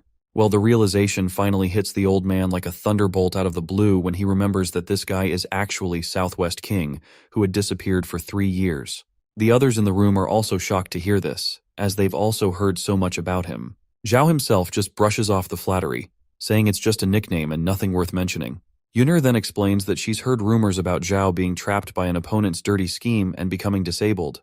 The king confirms this, saying that the only reason he's able to stand now is thanks to Han. From now on, if anyone offends Han, it's the same as offending the Southwest King. Everyone is once again stunned by how Han has such a mysterious and strong connection with the Southwest King. Even the old man is blown away, seeing how famous Han is despite being just a regular kid. As they all settle in and catch up, Baimo gets a phone call. The caller says someone they've been waiting for has arrived, so Baimo needs to head to the airport to pick him up. Baimo then turns to our boy and mentions that his family has already hired a disciple of the Northwest King of Medicine, who will arrive tomorrow. This means our boy might not get a chance to treat his father. Han reassures Baimo not to worry, and states that he will still be going to visit his father, and he is going to see this visit as a chance to welcome a guest and also to pay his respects to the Northwest King of Medicine's disciple. Brother Tang also decides to tag along, and Baimo is glad to have him come as well. The scene transitions to the next day, at the Lin family's villa. Inside, the place is bustling with people discussing the arrival of Shen Tianao, an outstanding disciple of the Northwest King of Medicine. We then also see Han dressed in a suit. Upon seeing the huge crowd of people, he curiously asks Brother Tang why there are so many people. Brother Tang explains that wealthy people tend to be very cautious about their health. Everyone is eager to meet the disciple, hoping to secure his help in the future. Han suddenly notices some familiar faces among the guests, and this familiar face actually belongs to Bai Luofei, and he is tagging along with his father, Bai Jianjie. Right at that moment, a waiter bursts into the room, announcing that the disciple of the Northwest King of Medicine has arrived. Soon enough, the disciple, who goes by the name Mr. Shen, makes a grand entrance, escorted by Baimo, who is carrying the disciple's belongings. Everyone is crowding around the disciple, giving him all the respect he's due. Meanwhile, Han and Brother Tang are clearly ticked off, watching this arrogant disciple make Baimo carry his stuff like a personal servant. The disciple thanks everyone for the warm welcome, and he claims that he already knows why they're all gathered, but he makes it clear that the path to medicine is only for those who can afford it. Our boy finds this guy's attitude pretty off-putting, while others are practically fawning over him, offering whatever they can just to stay in his good books. Bai spots Han in the crowd and immediately thinks about getting some revenge. Our boy, on the other hand, notices Bai and can tell he's definitely up to something shady. Bai raises his voice and points out that even though the Lin family hired this high-profile disciple to cure Master Lin's illness, he has heard that they have also brought an unknown doctor as well. This suggests they don't fully trust this celebrated disciple of the Northwest King of Medicine. Everyone is shocked by the news, and they all start wondering who this mysterious other person might be. On the other hand, Han is seriously annoyed by Bai Luofei's trickery, and he has a good idea of what this jerk is trying to pull. Bai Luofei's father also chimes in, saying that no one can compare to Shen, and that there's a chance the unknown person might just be using superficial medical knowledge to deceive those around him. The crowd gets irritated at the comparison of the prestigious Mr. Shen to some random guy. Meanwhile, our boy can barely contain his anger, shaking with frustration, but he's holding back because he doesn't want to ruin the day. But despite his attempts to stay out of the spotlight, his chubby friend gets fed up with the crowd and makes it clear that our boy has the best medical skills ever, and he won't tolerate a bunch of idiots talking nonsense about his brother. The crowd quickly recognizes the chubby guy as Tang, and they all know about his background, which leads them to start trash-talking him. This only fuels Tang's anger, and he's practically burning with fury, while our boy tries his best to calm his friend down. Eventually, Tang's frustration gets the better of him, and he explodes over these guests who were trash-talking him.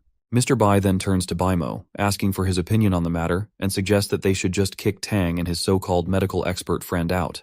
Baimo finds himself in a tough spot, because he is friends with these guys and can't just toss them out like that. The crowd starts shouting at our boy and his friend, unable to tolerate anyone insulting Mr. Shen. Everyone decides to kick the two of them out. Meanwhile, the scummy father and his scummy son are grinning from ear to ear. They are having the time of their life seeing our boy getting humiliated. That's when Baimo finally gives his verdict. Instead of kicking his friends out, he bluntly offers every guest the option to leave if they're so eager to do so, since they were never actually invited in the first place. With that, everyone decides to head out, mainly because they can't afford to offend the Lin family. On the other hand, the shady disciple is worried to see all the guests leaving because he still needs to swindle them out of their money. He quickly claps his hands to grab everyone's attention and smoothly tells them that nobody needs to leave and there's no need to fight over someone insignificant. A good doctor, he says, needs both integrity and talent, and those without them aren't worth mentioning. The crowd goes wild once again, quickly agreeing with Mr. Shen and deciding to ignore the so-called worthless kid. This only makes Tang even more furious. He confronts the greedy disciple, questioning how he can claim his friend lacks integrity or talent. He is so enraged that he throws his shoe right at the disciple's face and tells him to get the hell out for bad-mouthing his friend. Everyone is absolutely going bonkers when they see the audacity of this guy throwing a shoe at Shen. The doctor himself is also quite furious after taking such a humiliating hit over his face. On the other hand, Tang is laughing his head off after slapping his shoes onto the bastard's face. He jokes that the shoe imprints suit him well. Shen tells this chubster to kneel before him and beg for forgiveness. But Tang just waves his tongue at him, further aggravating the situation.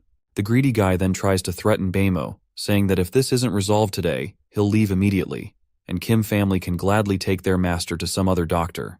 With no other choice, Baimo apologizes on behalf of his friend. But our boy tells him to stop apologizing to this filthy man and promises to treat the father's illness himself if necessary. Everyone bursts into laughter when they realize that this is the brat who's self-proclaimed as a doctor. Even the disciple gets cocky, sneering at our boy's remark and questioning how a kid like him could treat someone. He then breaks into laughter, saying that if our boy can cure old Master Lin with his skills, he promises to stop practicing medicine and withdraw from the medical field forever. Our boy confidently asks if he'll stick to his word. The doctor feels quite annoyed by his confidence, but quickly assures that he definitely will. In response, our boy throws a sassy remark, saying he'll enjoy removing a black sheep from the medical field. As usual, the people around start making fun of him, and they are sure that he's going to get screwed.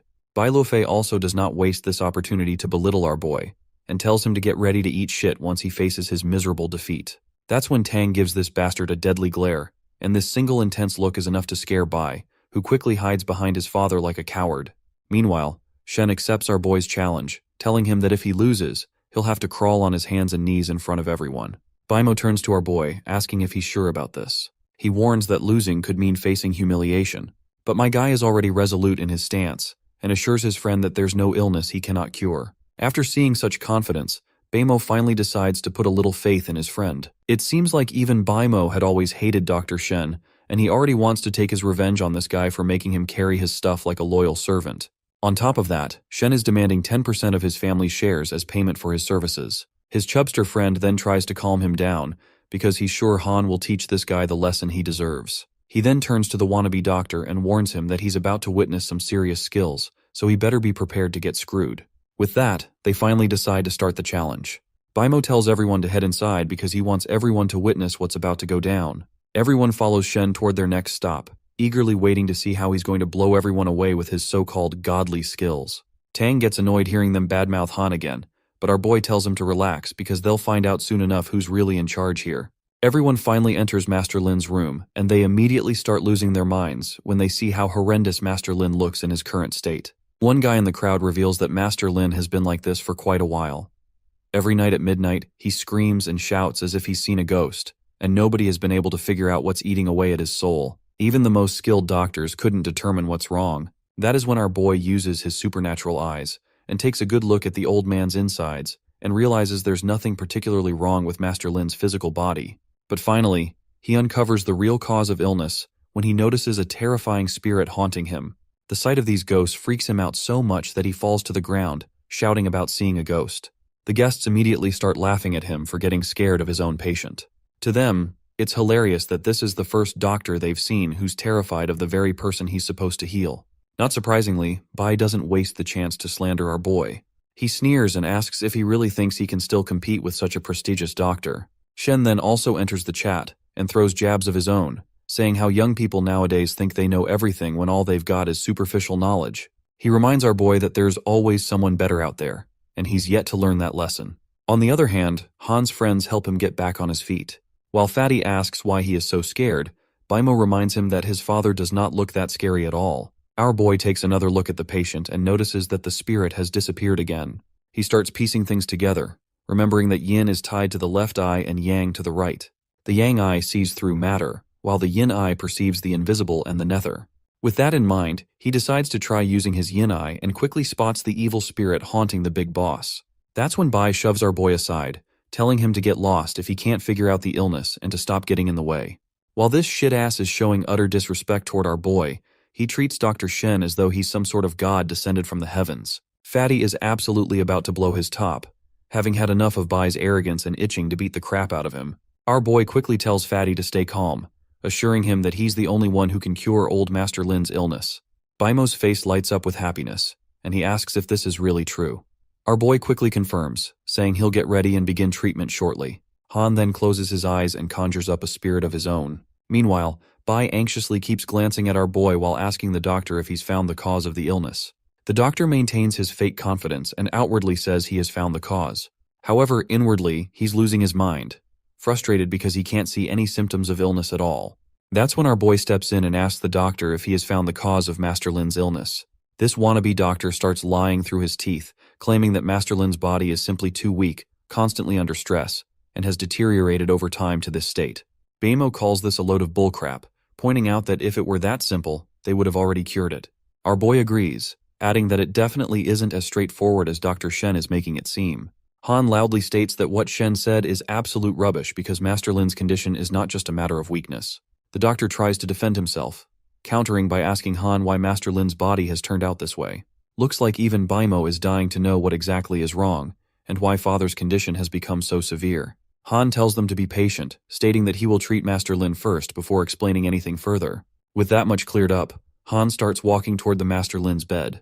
Before starting the treatment, he asks the doctor for the last time if he's given up, or if he still believes he can cure the Master. The doctor hesitates, unsure what to say, so Han just tells him to watch and learn how things are done.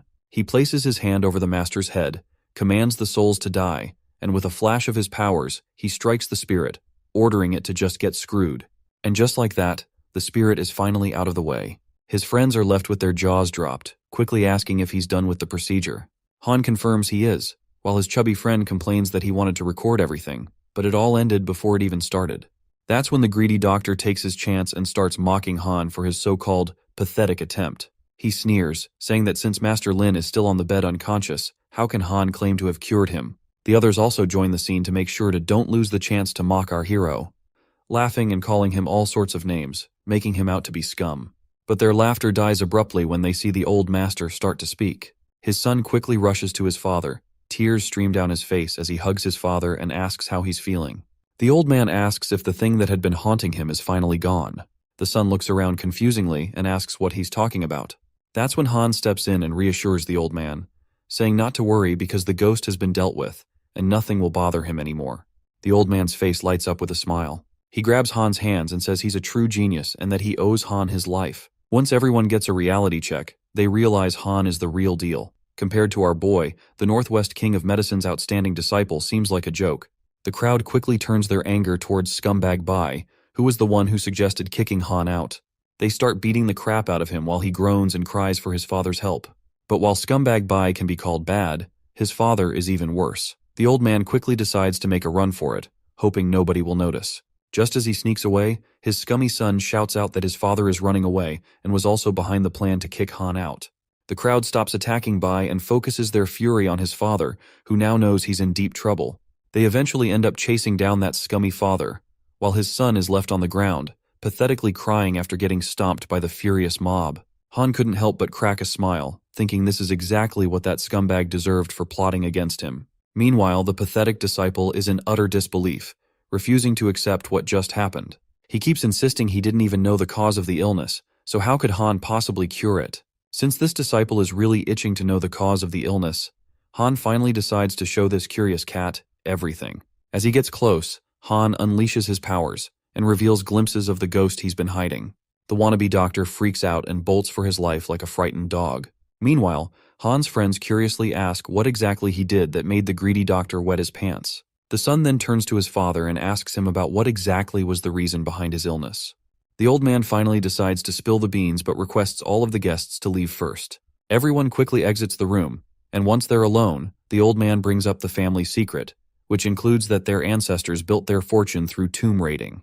His son acknowledges this but still isn't clear on how it's related to his illness. Meanwhile, Brother Tang is pretty impressed by Baimo's cool family background, but Baimo shrugs it off, saying it's common knowledge and that they stopped tomb raiding ages ago. His father adds that a few months ago, while sorting through some old relics, he accidentally broke a vase. Ever since then, he's been suffering from this chronic illness. He admits that without Han's help, he's sure he would have kicked the bucket by now. Baimo places his hand on Han's shoulder out of happiness. He's glad his father was saved and isn't sure how he's going to repay him for this. Suddenly, a guy bursts into the room. The man looks utterly exhausted as he frantically reports that there's a huge crowd outside asking for the genius doctor. Han quickly asks if they're looking for him, and sure enough, all the big shots from rich families come pouring in. They're flaunting their impressive backgrounds, trying to get Han on their team. The mob is so desperate to meet our boy that they start brawling among themselves. The scene then suddenly transitions to another location, where we see this officer lady. She asks her senior about the handsome guy on the screen and wonders if he's their next target. The senior starts sweating as he reluctantly admits that he is, but he lets her know that the mission has already been taken over. Well, by the looks of his face, it's obvious he doesn't want her to handle this mission, because he is afraid that she might mess things up even more. By the way, her name is Huo Feng. The senior quickly turns to the staff and asks who took over the mission. Everyone scratches their heads, admitting they didn't take it on and can't even remember who did. Well, I can literally tell that they are lying, as they are just scared of this lady. That's when she takes her chance and starts yelling at everyone, demanding to know who's handling the mission. Her fury makes everyone start to crack, and one of them quickly hands over all the paperwork related to the case. She demands again to know who's in charge, and as expected, they all point to her. With a satisfied twinkle in her eye, she happily walks out. Meanwhile, the other officers can't help but feel sorry for the guy she's about to catch. And as fate would have it, that guy is Han. Even the senior is sure the kid is as good as screwed, because nobody escapes her grasp. A few days later, we find Han saying his final goodbye to his friend Zhao before parting ways. Once he begins walking his path, he feels his phone vibrating in his back pocket.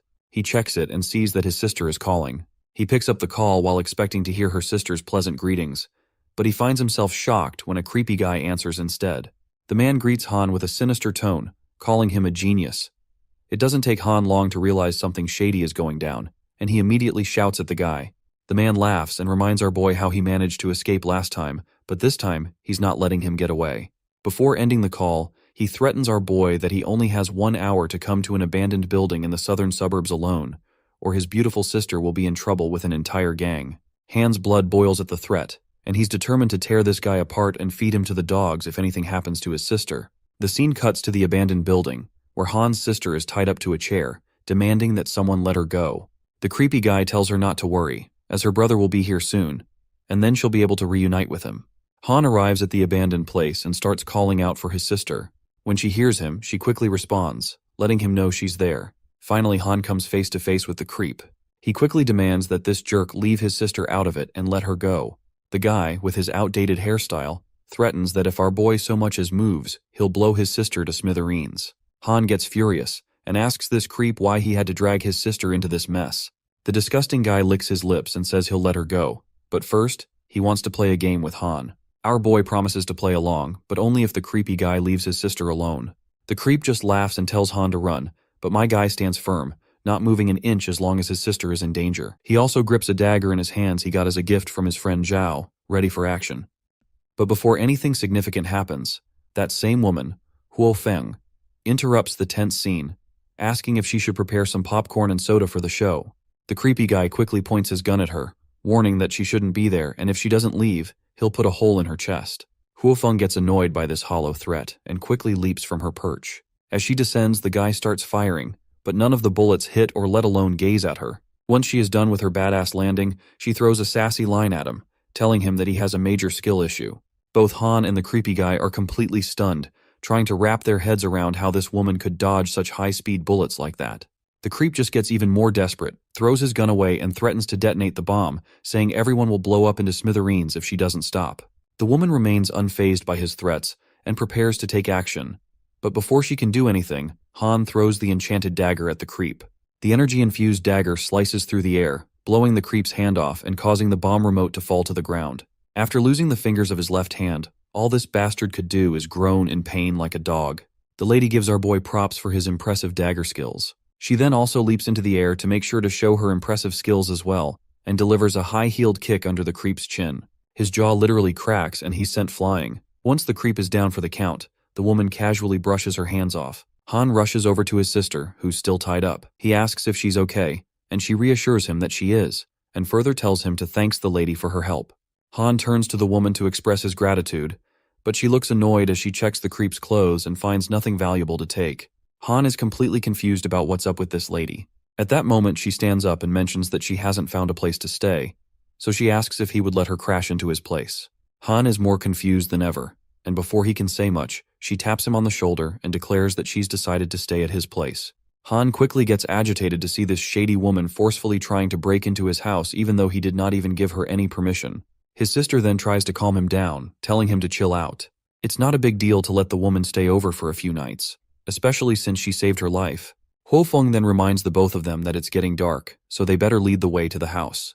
When they finally get back home, we see Han looking really curious about this mysterious lady.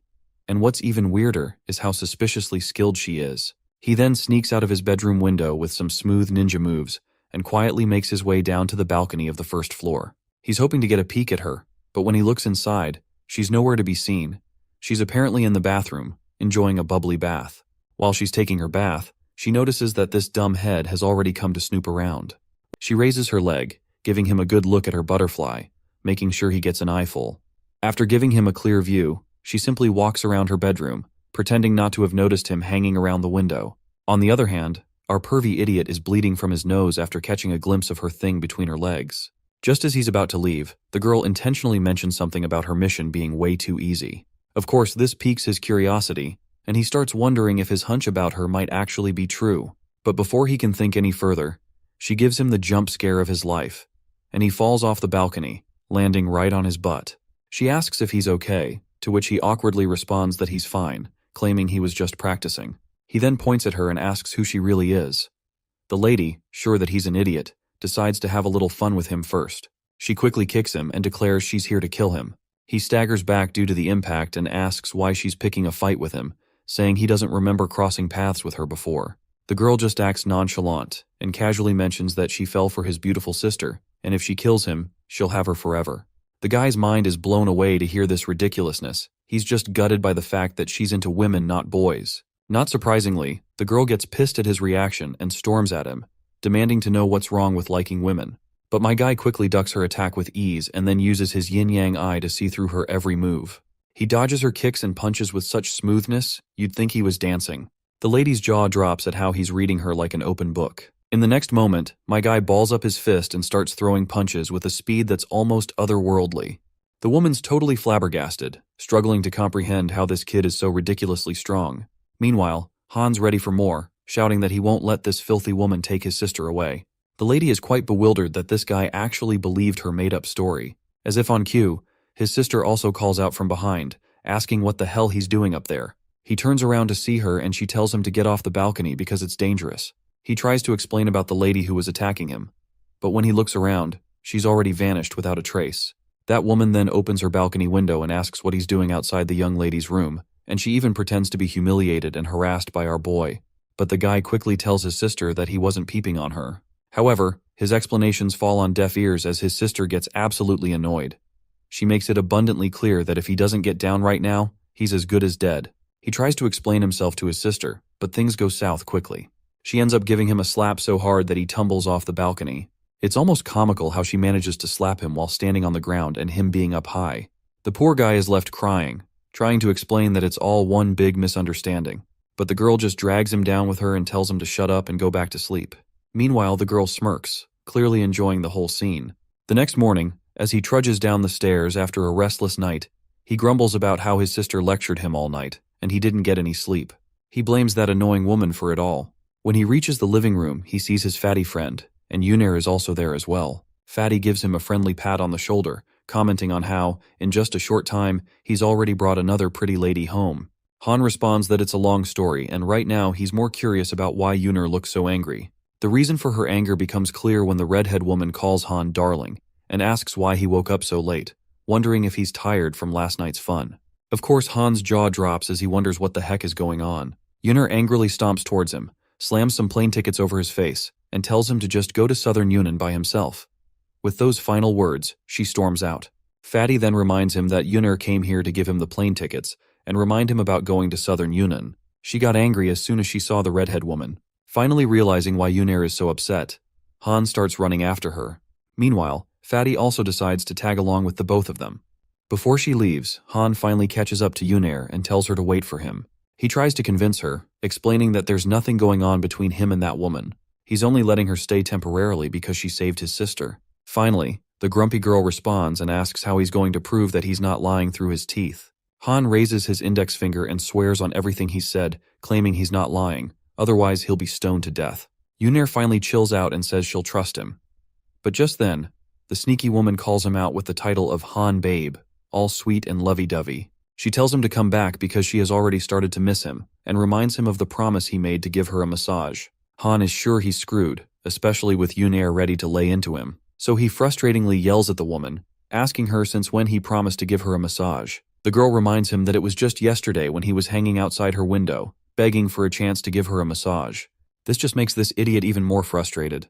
He shouts back that while he did cling to her window, he never mentioned anything about a massage. Well, Han's definitely dug his own grave with that last statement.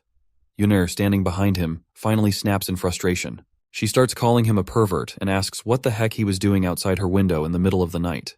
He quickly turns to her, trying to explain, but she isn't having any of it. With one solid punch, she knocks him out of the place and storms off. Meanwhile, the redhead is having the time of her life, grinning from ear to ear. She even sticks out her tongue and makes fun of our boy, but he quickly snaps at her, asking her why she is acting like such a jerk. The woman just continues teasing, so he asks if she really thinks he wouldn't hit her just because she's a woman. The girl just provokes him in response, daring him to try hitting her. Han, increasingly annoyed, tells her that one punch would knock her out. The girl keeps pushing his buttons, saying she's waiting for him to try it. As they're going back and forth, Han finally unleashes his inner power. With a blue aura surrounding